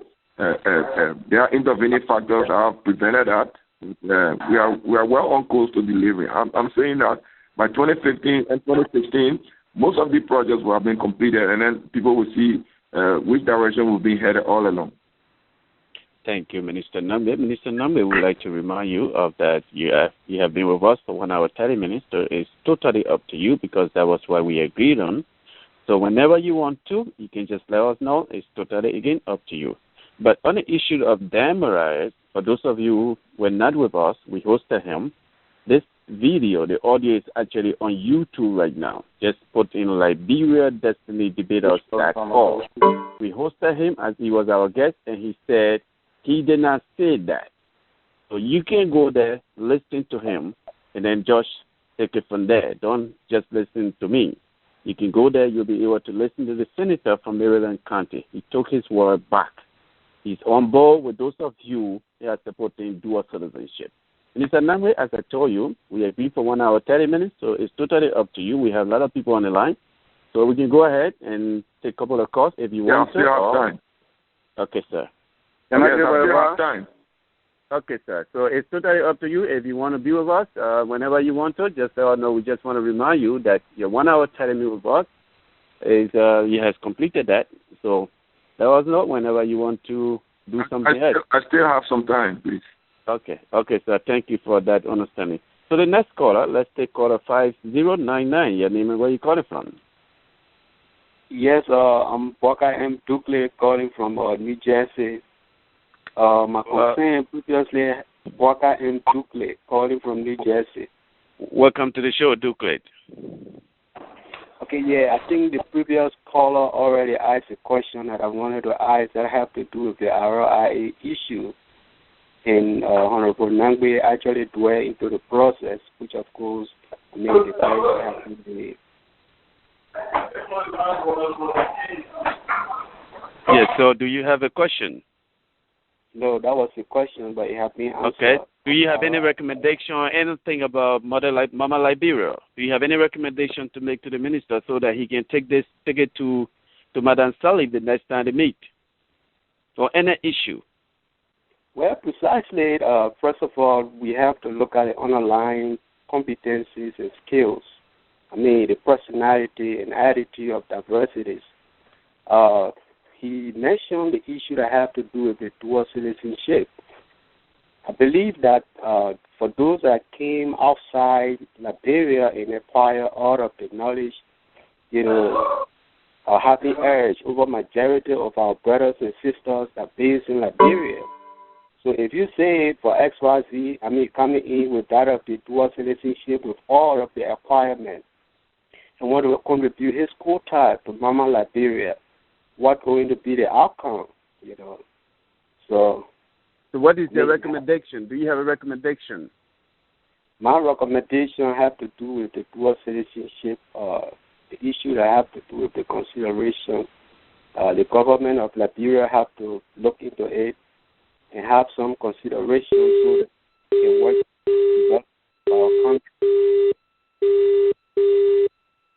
Minister Nagbe, your phone is ringing straight to our system here.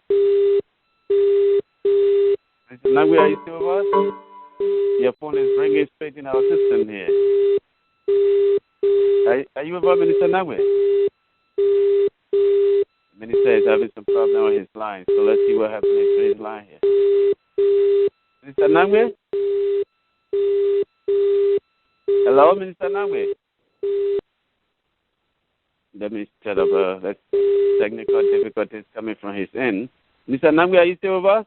Hello?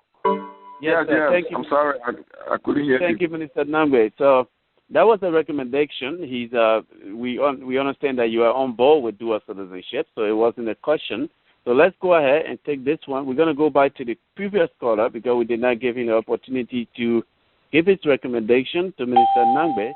Caller, we're going to bring you back so you can give Minister Nagbe your recommendation on some of the issues that you brought forth this afternoon to Liberia Destiny Debaters. Caller, are you still with us? I think this caller left us already. Yes, I'm on the line. No, you already gave your recommendation. You want to? So we're looking for the previous caller here. It looks like that caller already left the line. Caller, if you are with us, bear with us. We'll bring you back here for you to give your recommendation to Minister Nagbe. Minister Nagbe, we're going to take the next one. The next one will come from caller 1730. Your name and where you call it from. That's 1730, your last number. Are you with us? 1730. Okay? This caller is not, let's pay attention. So let's go to caller 0713. Your name and where you call it from. 0719. Are you with us? Caller, are you there? Can somebody hear me? Mr. Nagbe, can you hear me? Well, yes, I can hear you. Okay, it seems to be like they are not hearing me. Let me try this caller. Caller 1719. Are you with us? Okay, I think they are all busy here. Let's take caller 4159. Yes. No, go ahead, sir. Yeah, Shannon from Copic, New York, Long Island. Welcome to your program, sir. Yeah, to the minister, thank you for your time, but my only thing is my recommendation, maybe in the form of a question too. Have you people ever thought about creating? We have enormous need for infrastructure, and we have these largely unskilled people in their 30s. There's no way you can retrain these people. It will be very difficult. But have you people thought about creating opportunity in the public works area? Like you can get these people, form them into groups, and let them do road project, primary roads that don't need no sophisticated machine. Just using their hands, the manual labor with whole cutlasses and things. Because they have no real skill. And that, I think, will take care of, especially the people in the between 25 and 35 years old. Some of the people already have family and things that they have to support. So, training them, I think that out of the question right now, but you can do these road project or whatever public work project there is, put them into groups, and like they did in this country in the 30s when there was after the Depression, they had create all the public work project where they put people into brigades and let them go out and make work for them to do. I don't know if you people ever give thought to that, but it's just a suggestion that probably the government should look into. And I'd like to hear your response on that. Well, that's true, and perhaps it's the skill at which we are doing it that we need to increase, because currently we have the Liberia Agency for Community Empowerment. They have what we call the CWGs, the community work groups. They work on road projects and things like that. but we have to expand it. Even the LYEP that I spoke about, these young people, they do mostly this sort of manual work on the road and things. But it's not at the scope that we need to address the unemployment gap that we have. So my suggestion is that we should do more of them and organize them better for the road projects, the infrastructure projects, and because it doesn't require long-term training, maybe a 1 week on-the-job training, and then somebody can do some of these jobs. So you are quite right. It's something that we need to look at and expand more on. We are doing it, but at a minimal level. Not enough persons are being taken into the program. So we need to expand it as we do more roads, more public and infrastructure work. I think you are quite right. It's something that we should expand. Thank you, Minister Nagbe. Minister Nagbe, we're going to take the next one. The next one will come from caller 1044. Your name and where you calling from? My name is Rosetta Fayad. I already gave my contribution before. Okay, thank you for being with us again. Let's take the next one. We're going to take the next one here. Let's go to caller 1730. Your name and where you calling from? My name is Lawrence. I'm calling from Georgia. Thank you, Minister Nagbe. I joined the program very late. The debate very late, but I hope I don't repeat the same question. My question has to do with building of vocational institutions in the country for skills and unskilled Liberian, because Youth and Sport Ministry, the only thing we know about Youth and Sport Ministry is whenever Lone Star is playing or whenever there's a game, then the Youth and Sport Ministry becomes so active. So under your leadership or under your tenure, what is the Youth and Sports doing to take care of vocational institution, the erection of vocational institution in the country, and so forth? That's my first question. My second question has to do with the last time you were on the program, I think you were giving the government credit for the level of debate or discussion about corruption in the country. So my question has to do with, is it a credit? Because everybody in the country is talking about corruption. So is it a credit for the government when President Ellen Johnson has said that corruption would be a public enemy? Now, Transparency International has rated our government to be the most corrupt government in the world. What can you say about this question? Well, we had a lot of discussion on TVET, technical and vocational training, but I will just quickly summarize some of what I said earlier.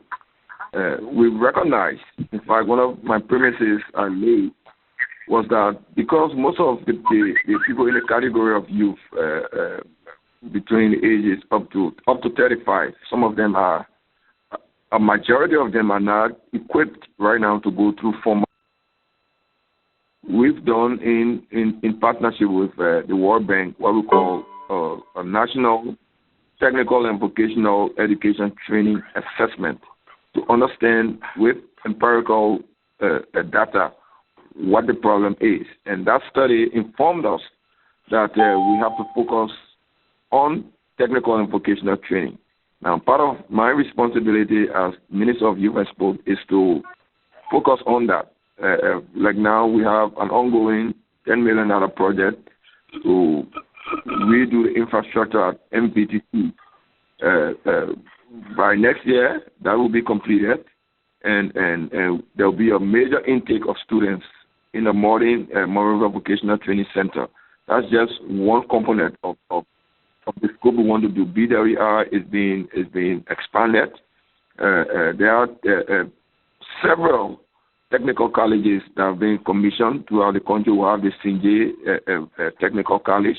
So TVET institutions are springing up around the country.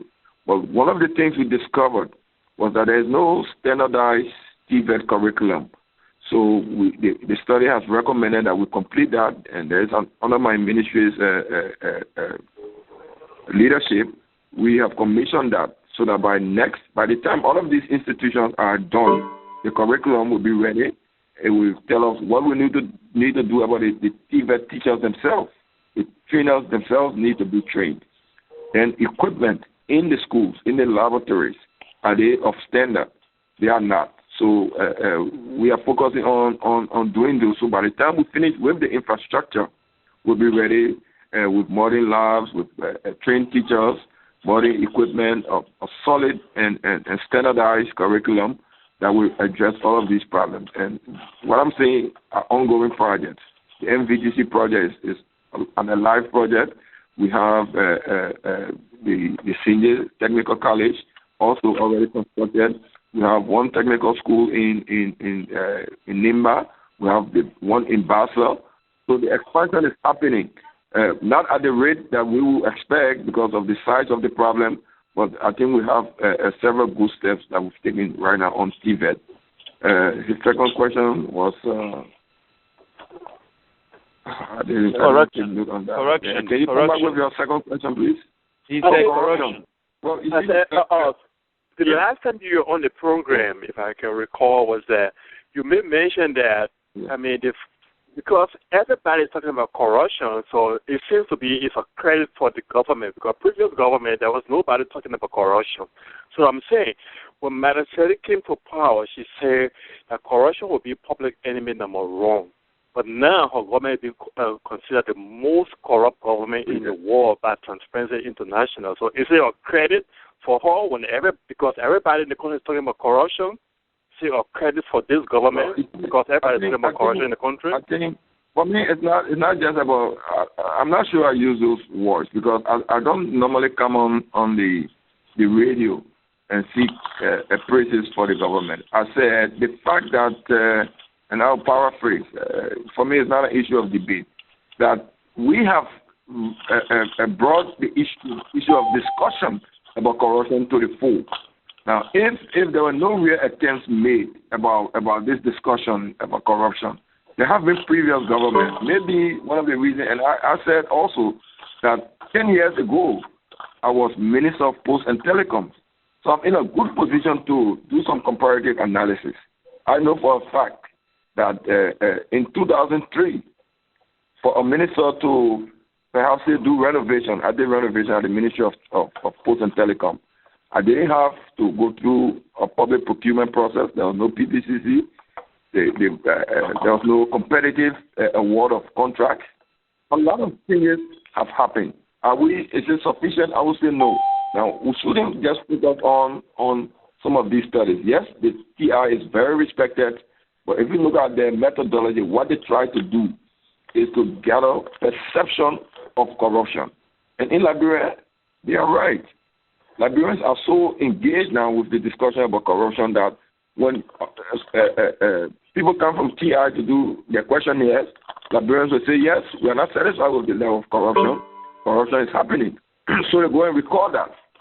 But can we compare corruption in Liberia to, say, some of the dictatorships that are around? That don't even allow TI to even enter the country? I would say no. I think the ratings that we are getting, are because the discussion about corruption and the pressure from the public for the government to do more on corruption is alive, and it's not something that anymore can go under the carpet. We can't anymore put it under the carpet. Are we doing sufficient? I would say no. We still need to do more. So some of the corruption institutions that we have, some of them are working. We have the PPCC, is very sound. Now, also let's look at how people interact with our government. People like the World Bank, USAID, they have very high standards and requirements. Now, for the World Bank to come to the Ministry of Youth and Sports and say, after looking at our systems for 3 months, and say now we will spend $1 million directly. We allow direct budgetary support to the Ministry of $1 million. It shows some level of confidence in some of this. Okay, sir. For USAID and UNICEF to say we spend $500,000 for you to give equipment to the youth centers around the country and give the money, ask me to sign checks for us to expend that money and say, use your procurement systems. It shows some level of confidence. These people in past governments, the Judy Bryan government, the Taylor government, they will not even come near doing those things. So some of the progress are not being reported well, and we agree. We're not satisfied with corruption. The high-profile cases are there. The high-profile issues are there. But if you look at how our partners are cooperating with us, some of the steps that have been taken, I, as a minister, cannot just say, oh, because you're my friend, you can have this contract. It can't happen anymore. But before, it was commonplace. So because of the discussion, the national discussion on corruption, the perception of corruption is high. That is something we have to discuss and talk about and fix. But does it really mean that perhaps Zimbabwe is better than Liberia, that we are the most corrupt country now? If we are the most corrupt country, how is it now that some of these institutions with high requirements can put money directly into the hands of some government institutions? I think we are not there yet. We need to do more, but there are steps that we as Liberians ourselves, we have to recognize, and we have to be objective in looking at our country. Look at this recent TR report. What they did, they came, they interviewed Liberians and say, with a questionnaire, and say, they go with the institution, the police. Have you paid a bribe to the police before? Somebody say yes, that's a check. Have you paid a bribe at the court? Somebody says yes, that's a check. Now, the fact that Liberians are being honest about our situation, and then they make the checklist, and they find that 76% or so of the respondents said they did those things. They were not talking about necessarily institutional corruption, but people paid a bribe. They record that as corruption, and we have to deal with all of those situations. But if Liberians ourselves believe that corruption exists, it will be reported that corruption exists, and it's at that high level. So it's a national debate. Must we do more? Must we revamp the court system? There's so much that we have to do, but it doesn't mean that some concrete steps are not being taken. There are steps being taken, but they are not sufficient. But if we recognize the small steps, perhaps it will help us in achieving the bigger things. So for me, I think we should also look at how we interact with our international partners. For the first time in years, the European Commission has put money has given Liberia direct budgetary support because of the systems we have. Right now, we also signed on to IFMIS. USAID has helped. So now our systems can be seen online. The budget process has been made more transparent. Those things weren't existing before. So these are steps that somebody can now look and say, Mr. Minister, in last year's budget, you are giving $50,000 to renovate Tottenham High. Now, 1 year later, I see there's no renovation at Tottenham High. The money was in the budget. It was allocated. What did you do? So we now have a way of seeing whether people are corrupt or not. Before, there was no way. People didn't see the budget. Nobody could see the national budget. Now you just go online, you see the budget. We are going to the next stage of tracking expenditure. So I, as the Minister of Youth and Sports, if I'm giving $1,000 to buy gas, or let me look for something more tangible, to paint the SKD complex. People will see that I have $10,000 to do that work. If they don't see it, it will be easier for me to be exposed. So some of these transparency issues are available now. I think we should utilize them more, and then all of us will benefit our country. Thank you, Minister Len Eugene Nagbe, Minister of Youth and Sports. Scholar, do you have a recommendation? We have to condense it here, please. Yeah, not really a recommendation, but then another thing has to do with the last time the minister was on air, he mentioned about Mother Teddy putting her children to put a position of trust or influence, okay? But my thing is that the Constitution spelled it out that it is unethical for a president to appoint her children or immediate relatives to position of influence or position of trust, something like that. It is unethical. It is not a crime. But Madam Salif is doing that. So what can he? I mean, what does the minister have to say about that? It is unethical. It is wrong. We know all these things. Okay, even though the Constitution now spelled it out that it was a crime. I mean, why can the minister say that? I mean, Madam Salif blatantly disregarded the Constitution and went ahead and appointed her children for this position of trust. I was asking for a recommendation. No, but as we are having, excuse me, sir, as we are having this conversation, we have to be fair and factual. Now, there's no provision in the Constitution that says that. The Constitution says that the government must set up a code of conduct, must enact into law a code of conduct. Now, the code of conduct, will be clear. We've had the House of Senate pass the code of conduct last week. Now, even before the code of conduct came into being, the president, because of her desire to have an ethical government, set up Executive Order number 33 that almost encompasses everything that's in the Code of Conduct. We work along with USAID and the Governance Commission to devise that. It's best standard. Now, one of the things I said when I was here earlier is that when we generalized about the discussion about nepotism, we called and said, "What's about former Salif? Why is he working?" Now, I said, but we have to look at this issue more in a deeper fashion. Now, I know that even before President Salif became president, Fuma was a fixture in our national security apparatus. He went to school. He graduated from one of the best military colleges in the U.S. He graduated from West Point. He came back, joined the Liberian Army, and rose up to the rank. Even before his mother became president, Fuma was a full colonel in the Liberian security apparatus. He rose to the rank of Assistant Director of Police before his mother became president. Now, what is it now? Nepotism? When he continued to serve in somewhere that he served before his mother even became president, and he rose through the ranks. That's an issue that I said for debate. If the law says don't do it, then he has to resign. Charles Salif, we all know, has been working in the banking sector for years. He was the president of a bank in 1997. Before his mother, even when she was still in the opposition, he was at Central Bank. He was one of those who went through the vetting that was done with the World Bank support. He has been a senior vice president at the bank even before his mother became president. Now, he went on radio and said, "I agree with the debate about nepotism, but if I became a senior banker before my mother became president, I see the right to remove me because of a political ambition. If that happens, I will sue." So that we shouldn't just look at it on the surface. Now, if she will arbitrarily appoint her sons to a position that they didn't have anything to do with before, that's another issue. But if the law is passed, like we have this, the new bill on code of conduct, and the law expressly forbids her to appoint anybody, then that's a second issue because they too have rights. Like Mr. Salif, Charles Salif, who's at the bank, who's saying that I reached my professional level before my mother joined politics, so her politics should not interfere with my political life. So wherever there is right for one person, there's right for another person. So people have the only president's sons. Yes, you have a couple of sons. There's another son who says he doesn't want to work in government. Adam Salif, he's a doctor. He works in the private sector. That doesn't stop those who were in the government before their mother from serving. That's what I said. I said these are the things we should discuss.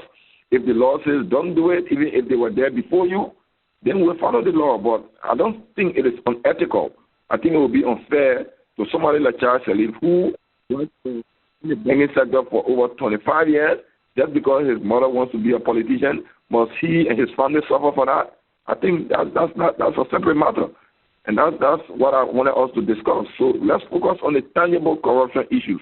The institutions are supposed to stop corruption. The systems. Are there systems that were put into place?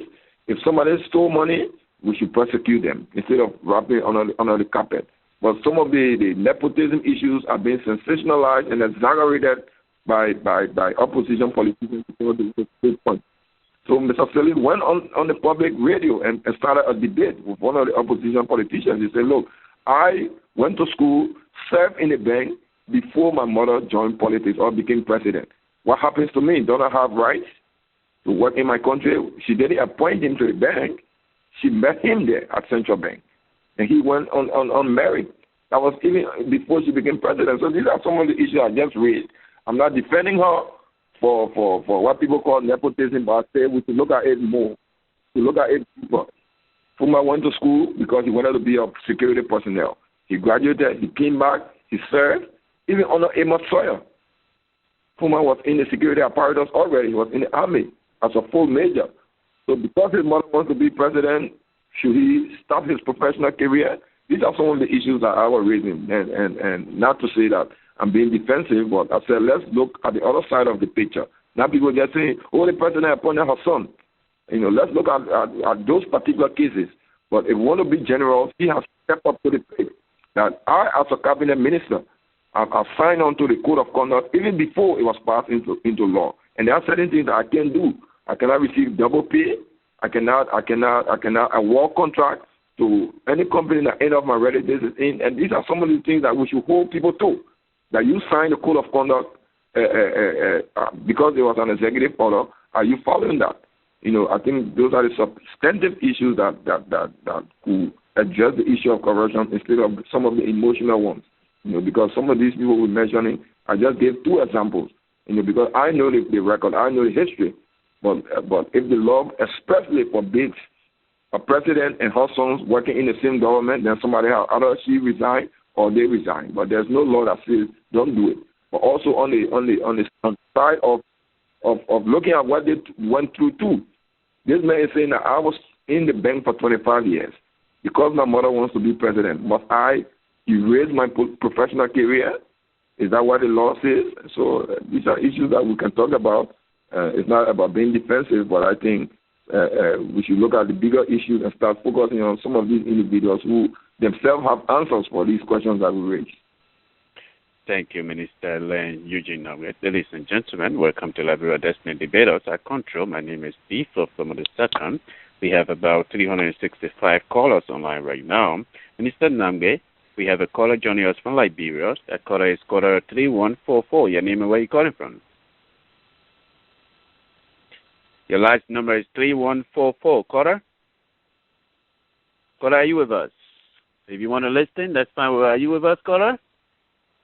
Okay, we're going to skip you. Whenever you do, just let us know. Mr. Nagbe, we'll take the next one. The next one will come from caller 8879. Your name and where you calling from? Yeah. I'm Adam Johnson from Philadelphia. Welcome to the show. Yeah, I'm thank you so much, man. For a long time, I started being on this program. A friend of mine, Jada, invited me that Eugene Nagbe was on. Thank you for coming back. Yeah, man. Thank you so much. I've been having some recommendations for the Destiny.org. When it comes to the Liberian government issue, I just don't want us to be on something they call first force beginning. We engage those guys, they come on the face, like all other cabinet ministers, they are technically and constitutionally advisors to the president. Right now, Eugene Nagbe is saying we must go back in the dictionary to revise the definition of nepotism, or those scholars that put the definition there, they saw a rationale that is the best practice in all government. Is why they said nepotism, it is not a best practice in government. We are not saying if they have a professional level and this, that, they should not work for the Liberian people. No. But the president reality should not be back in government, because when they're going wrong by nature, where she had to apply the law, she will circumvent the law. And so, if I'm talking with cabinet ministers in Monrovia and this, that will come to the Liberian issue, we see that Eugene Nagbe, the rest of other guys say joking around here. Law and ethics, they are all implied. So what is the joke? What is the joke the minister is giving you tonight? Because he said we should look at the issue of nepotism. What is the joke he's giving you? Let's get to the point. The joke he's giving there is if you just do the statistics or you do the tally of alien relatives, when it comes to first cousins, sons, and immediate relatives, from the paper I read the other day and the statistics that nobody has challenged, we will be counting about 17 in that government packed in strategic areas. All right? And so that is why when it comes to that country, Liberia issue, people take it for a joke, instead of doing real business with the people there. And let me just ask you a question, okay? Don't you think under the Constitution you have the right to sue the government instead of you telling Minister Nagbe what to do? You have that right to sue the government for denying you the opportunity. No, it is true. Right. We had just Minister Kabina Jenna here. He told us the same thing. You can actually sue the government.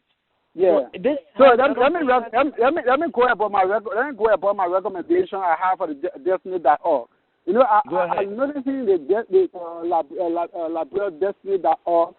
They've been an organization that really taking the 24th trajectory in improving the system. So I would recommend this. Can we set up I think we can have a conference in one of these states to really set up a system how working Liberian in the diaspora can go through that system and direct $1 per month towards Liberia development.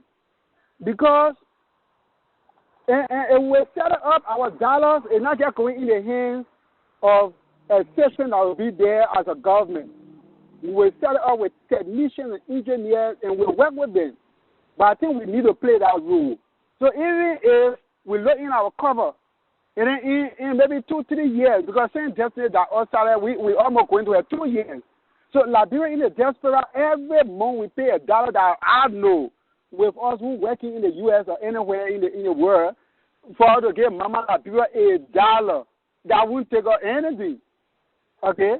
So in 2 years' time, we'll visit our cover, you can construct a 15-mile road in collaboration with the government or build something that will be needed for the citizens. I think we will be moving from one point to another point, sir. Thank you for your recommendation. I will highly recommend that. We'll give you a call, and so we can take that. We'll talk about that in details. But for now, let's take the next one because we have other people. We'll give you a call, and then we can take on that. Can I make a comment on what he just said? Go ahead, Minister. Firstly, I just want to say that the new dispensation we have in our country will not allow us to not participate in the national conversation. So for me personally and for some of my colleagues, we're not run away from the discussions. We are not saying we have all of the answers, but we will not stay away from the conversations with other Liberians, both at home and abroad. Now that said, sometimes when people spew out propaganda, we have to separate that from the propaganda that most times are politically driven from the truth. Now, the issue I discussed about nepotism, I don't know which dictionary he's utilizing, but if he wants to go back and read the literal and denotative definition of the word, then he wouldn't say what he just said. Now, I was saying, it's not true that 17 family members of the president are those who are in government. It's not true. I mean, whomever gave him that list will have to check again. Now, I referred to two of the president's sons because they have been at the top of this issue. And I said that when we talk about ethics, perhaps we should look a little bit deeper. Instead of people just running around with the nepotism slogan, it's when you it's like favoritism for one's relatives. That's it. You favor them over the other.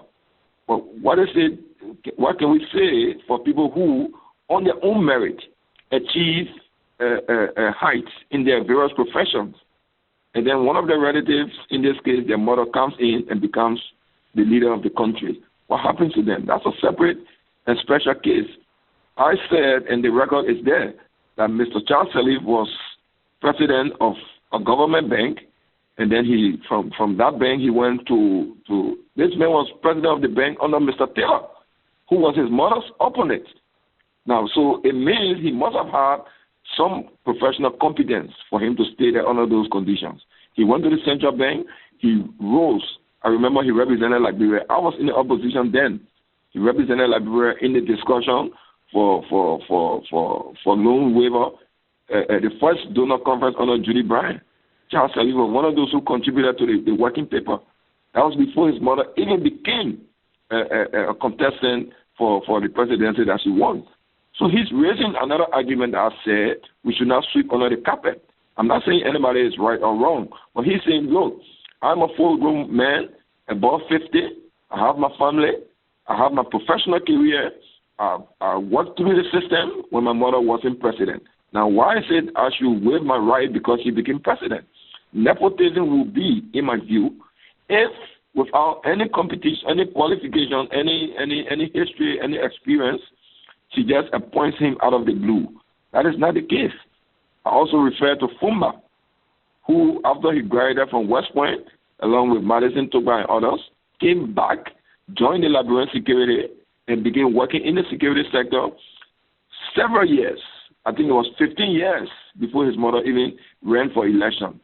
And then he grew through the ranks. I remember Fuma was a colonel in the security apparatus before 2005. He rose through the ranks. He was one of the assistants at the National Police. Before that, he worked in the military. So what happens to him? Did he get there because of his mother?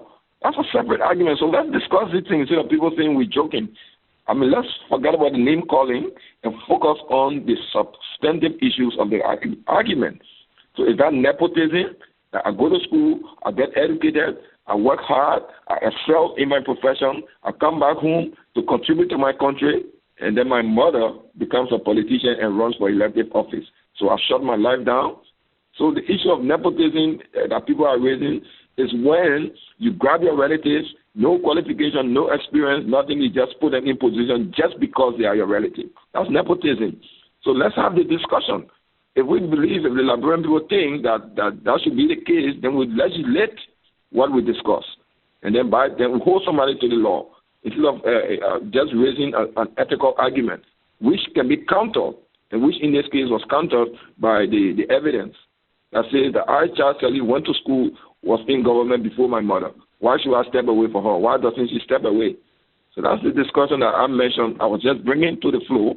Maybe some of you didn't hear that discussion on radio in Liberia, but Mr. Philip did go on radio and say that. And he raised that argument. It was an issue for debate in Monrovia. So I raised that to the level of others in the diaspora to listen and understand that there's another side to this argument of nepotism where people keep referring to the president's son. Maybe they might be right. Maybe we should say, let's pass a law that says whether you got educated, whether you got experience, whether you merited a position, step away once your mother becomes president, then that will be the law, and then we'll follow it. Thank you, Minister Len Eugene Nagbe, Minister of Youth and Sports. Minister Nagbe, next caller. I'll take one more. Like I told you, I had a previous engagement, and I should be leaving soon. We have some delegation in the country, and I have a short meeting. I'm here at the hotel now, just waiting for the meeting. So I have just a few minutes. Okay, so let's take this caller. Caller 7198. Your name and where you calling from? 7198. Are you with us? Okay, we're not going to waste time if you are not paying attention. We're going to take the next caller here. That will be caller 1232. Your name and where you calling from? Yeah, my name is Stephen, and I'm calling from Minnesota, Brooklyn Park. Welcome to the show tonight. Yeah, I have a comment to make, and secondly, I have the comment to make on the committee they set in Imakandi for the land dispute, and I also have a comment to make on the dual citizenship. But first of all, I would like to start with the dual citizenship. You know, for me, for my personal opinion, you know, it feels very sad the Liberians stay pursuing, especially those that are in the diaspora, talking about dual citizenship, whereby we have other important things on the ground to take care of. If we want to do comparison with other Ghana, Nigeria, or in Ghana, Nigeria, Africa, these people have to identify their citizen and non-citizen. Liberia don't have that.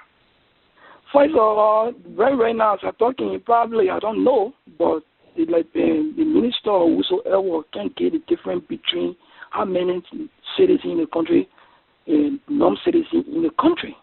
Now, no security system down there. You know, I don't know how to describe it, but We have other important things on the ground.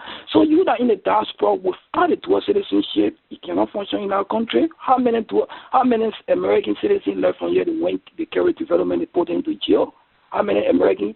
There are a lot of us, including myself, visited Nigeria most of the time. But now one day, I drove from Monrovia to Ghana. Nobody asked me whether I'm a citizen or not. So why should we take it so personal that we pursuing the government, doing this, that you're a proof of dual citizenship? You know, there are other important things on the ground. First, I'm not trying to deny dual citizenship, but let's take care of important things on the ground there.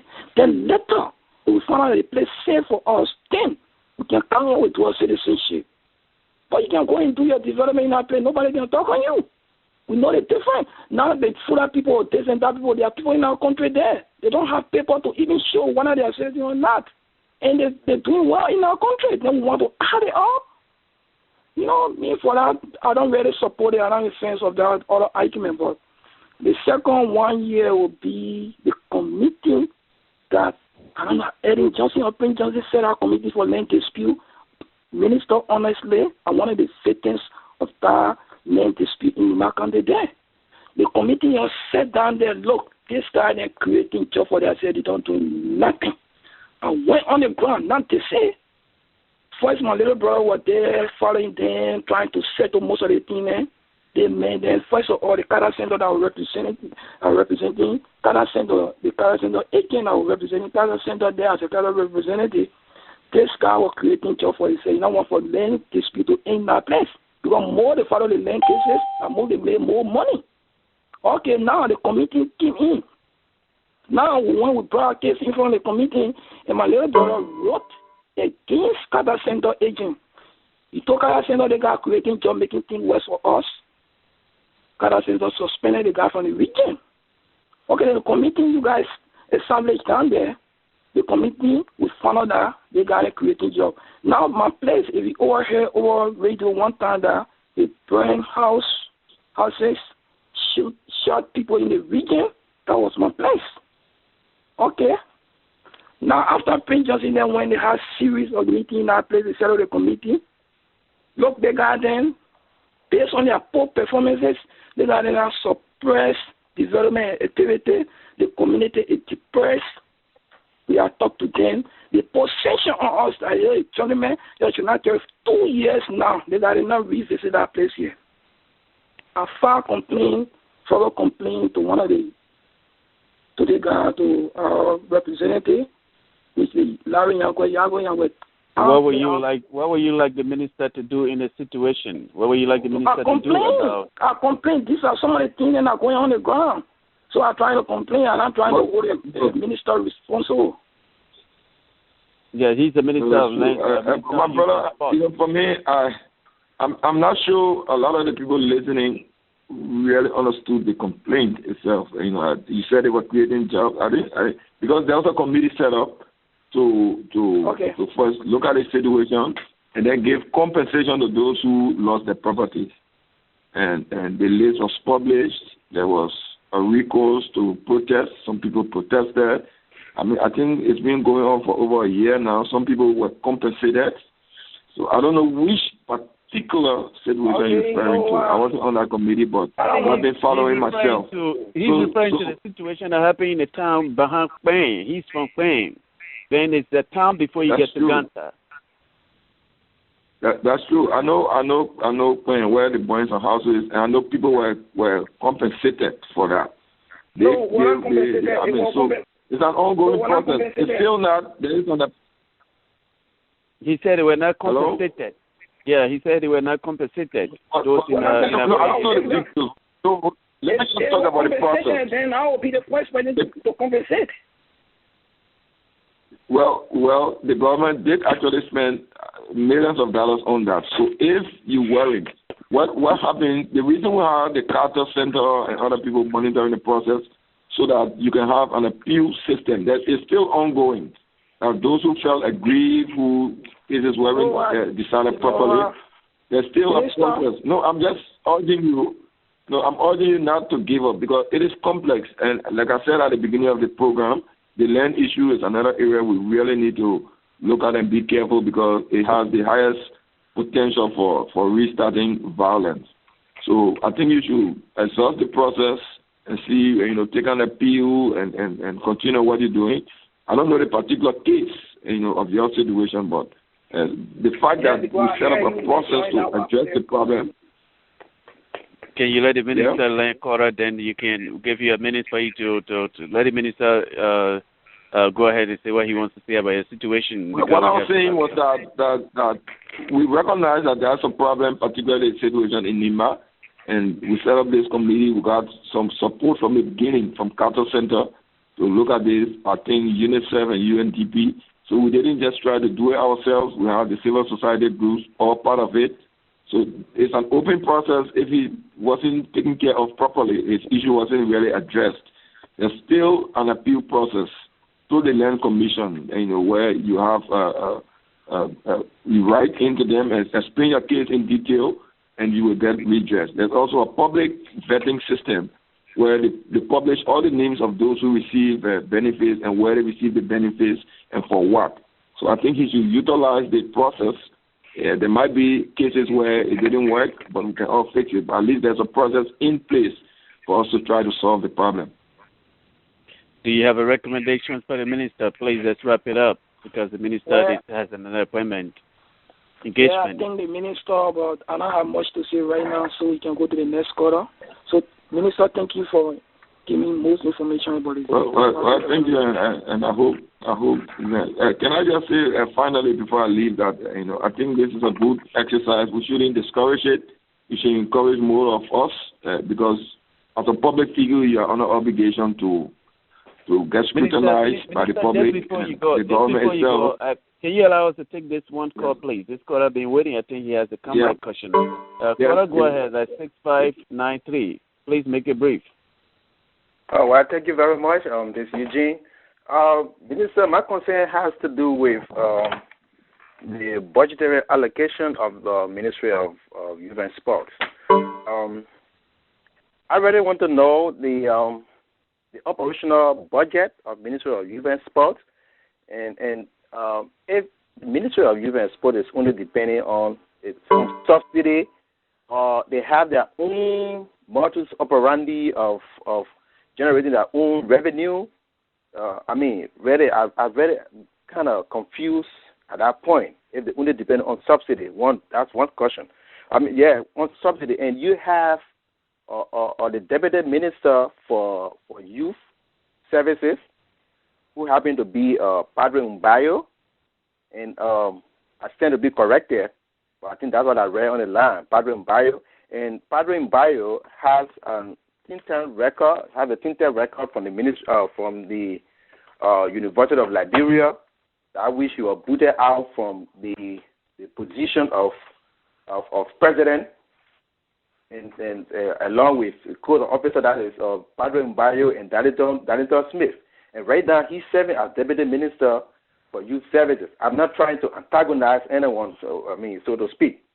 But he's sitting in certain capacity there as Deputy Minister for Youth Services.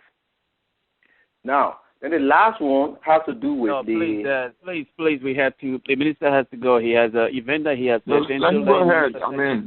Let's just complete this one. Let him go ahead. Yeah, the last one has to do with considering the poverty that ranging in Liberia that we have been sinking some with around here. So how ready you make out the whole situation, the poverty reduction strategy, that which was number one enemy for this government from the inception of this government. So how ready you make up the poverty reduction strategy? It is a reality or myth. So these are my concerns. Well, let me just say, it's easy.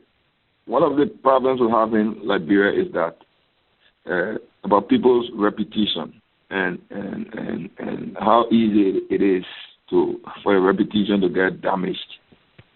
Sometimes not by truth or by any bad action that you have. But Mr. Mbayo was a student leader. He rose to the ranks. I know how difficult it is to become a standard bearer of the Student Unification Party and then also the president of the University of Liberia Student Union. I mean, that's an achievement. He became president. But student politics at LU is not so easy. He faced a lot of challenges, accusations in one case by his political opponents. Nobody ever gave evidence to say he took $10,000. He fought against that. It wasn't true, and he didn't survive the elections. I think I don't remember all of the details, but he served out. So it's easy to say he has been vehement, and he has a very good record as a student leader, and he graduated from the university with a good mark. He has worked in the government for a while, so I think it's unfortunate for us without any process. Just say that he had a problem because political opponents accused him then when he was in school. He was assistant minister for youth development, later on got promoted to deputy minister. And I can say, as my deputy, he has brought so much on board, a whole lot of experience, a whole lot of passion to the job, and I can vouch for his commitment to working at the Ministry of Youth and Sports as deputy minister. So it brings me to this, that I will have to say, to the case of that we have in court now. I remember that some officials of government just decide to let it slide, and that it comes with the job. But there are times when people write things about you that when you read, you can't even know whether it's you they're talking about, whether you're the same person.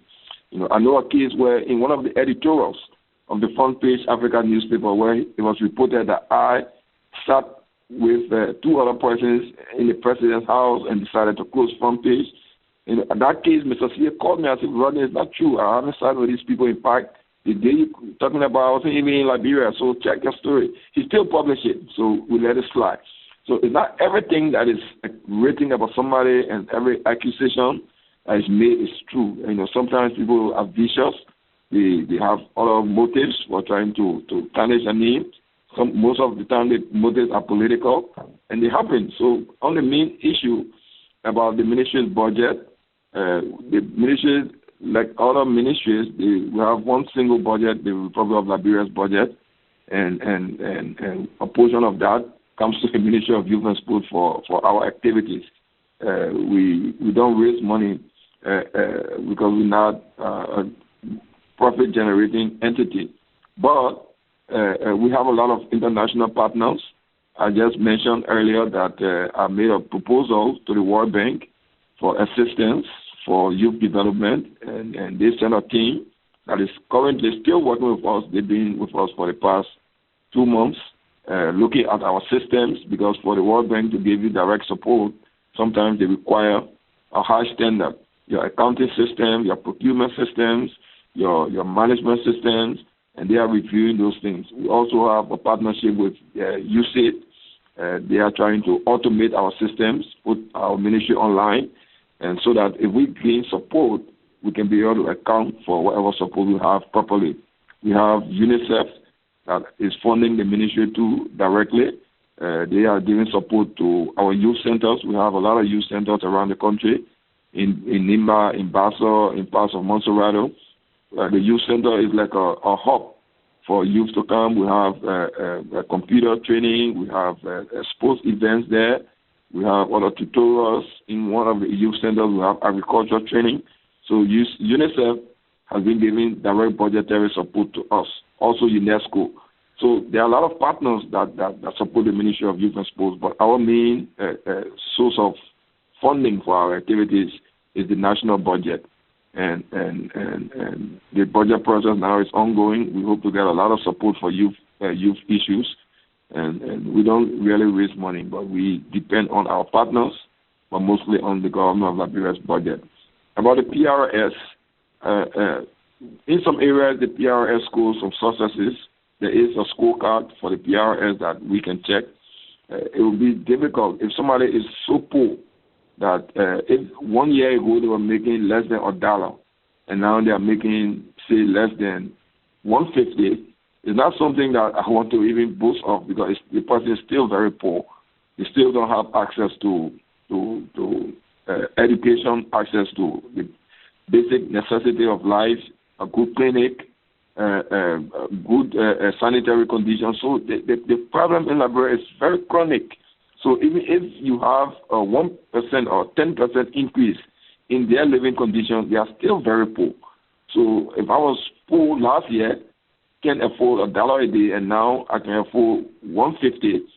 Is that progress? I would say no. So if we look at the PRS and look at those kinds of indicators that say there has been a few percentage increase in people's living conditions, it's not sufficient. It's not a real upward movement. People don't really feel it. They're still very poor, and that's why we continue to not discount the debt at which our country sunk. For about 15 years, we're just destroying. So to build is taking much more time than was expected. But I think the growth is slow but a little bit steady. But we have to look at those, what we call the indicators that drive growth. One of those includes the lack of the electricity situation. I mean, our country, the private sector can expand because the cost of doing business is so high. Electricity alone, it's so high. Where it is existent, the cost is so high. And in most cases, we don't have electricity at all. So growth on an industrial scale is almost impossible. So this is why we say as a government, let's reprioritize. Let's make our priority list and say power. And power infrastructure is number one. Number two, roads, bridges, and ports. Because if you have a good road, you have the ports working. There's an expansion project going on now at the port of Greenville so that economic activity in that part of the country can start. There was a dredging situation happening. We dredged the port. So very soon, agricultural products will be shipped out of Greenville. The Buchanan Port, an expansion plan. The Port of Monrovia has been dredged. The marginal wharf has been rehabilitated. It will take time for all of these things to start allowing the economy to expand in a way that you have real effect on the poverty rate. There has been some increase, but it's so marginal that it's not something to boast of. People are still very poor. They still don't have access to the basics. So our strategy that we have continued to do now is to look at those things that can help the economy to expand. Power, infrastructure, including road and bridges. But the power situation is so huge. And I'm happy that it's an ongoing project. The turbines are being procured for Mount Coffee, which is the biggest source of power. But we are not relying on Mount Coffee alone. When it comes online at the end of 2015, we'll also have a parallel situation where some of the thermal plants will be operational so that it will provide subsidiary power. We're also looking at hydro in some areas that the hydro can happen. And we have joined the West African Power Pool, where we have to buy discounted power from other countries, including Ghana and Ivory Coast. And then when we have capacity, more capacity in the rainy season, we sell some to offset the cost. So there's a whole energy plan and energy activity going on that will help to drive the economy. So I will not come here and say that the PRS has really made the impact that we expected or that the government anticipated so that poverty can be reduced to an appreciable level. There has been some upward movement, but it's not sufficient to make a genuine impact that a poor person will say that my situation has changed so much so that I can now walk to a clinic and get medical treatment, that I have access, my children can go to school, that I have good roads, and I have electricity. So this is where we are, and that's the stark reality that we face today. Thank you, Minister Nagbe. Minister Nagbe, you want to go ahead and give us your closing statement, or was that your closing statement tonight? Well, I'll summarize just by saying that we should continue the national debate, and we should try to eschew violence. I hear a lot of talk from some people in the opposition about the president resigning, removing her from office. We have a democratic system, so much so that if a government is not performing, you wait for the next electoral cycle and you cast your votes and remove that government from power and present a new alternative. For us to try to use shortcuts to say that the president by December she should resign, or or what? I mean, no more Liberians want violence, so those who are making those statements should reconsider and should utilize the political system, which I think is striving, and which is working. A lot of opposition people have won elections in the House of Representatives, in the Senate. It means the system is working. If the president is not up for re-election anymore, the United Party will put forward a candidate. If the candidate is not up to stand up, you don't vote for that candidate. But for us to shortcut the political system by trying to remove the president from office is not healthy, it's not helpful, and I think we should discourage that. Let us continue the national discussion. It looks easier sometimes when you are without, and you think all of the solutions can come right away. But I think the steps that have been taken will yield the results we want. If the opposition have a separate argument, we are all prepared to listen, and let us talk and debate. And in the end, the Liberian people will make the judge. They will be the best judge, and they will make the right political decisions. I think our population now is very politically conscious. It's not easy for you to come and deceive them so easily anymore. I think they are conscious. We have the new media, the social media, we have the radio, local, international. So let's debate the issues and find solutions for our country. And thanks for the opportunity. Thank you, Minister Nagbe, and I totally concur with you. If Liberians who are calling for the removal of Madam Sally, they have not learned anything. Some of us learned something from the 15 years of self-destruction war. It did not bring anything but the same thing, and I agree with you. They should wait for 2017. Ladies and gentlemen, welcome to Liberia Destiny Debaters. At Control, my name is D. Philip. Tonight, our guest was Honorable Len Eugene Nagbe, Minister of Youth and Sports. Minister Nagbe, I tell you, it was epic and informative having you on. Tomorrow, Liberia Destiny Debaters will bring you Julius Nelson, Dean for Student Affairs at the University of Liberia, and Dr. Michael Sloan, Higher Commissioner, Ministry of Education as well. Ladies and gentlemen, on that note, I would like to say it was epic and informative having all of you on. I wish you all good luck, and we hope for the best. Thank you for tuning to Liberia Destiny Debaters. Good night to you all.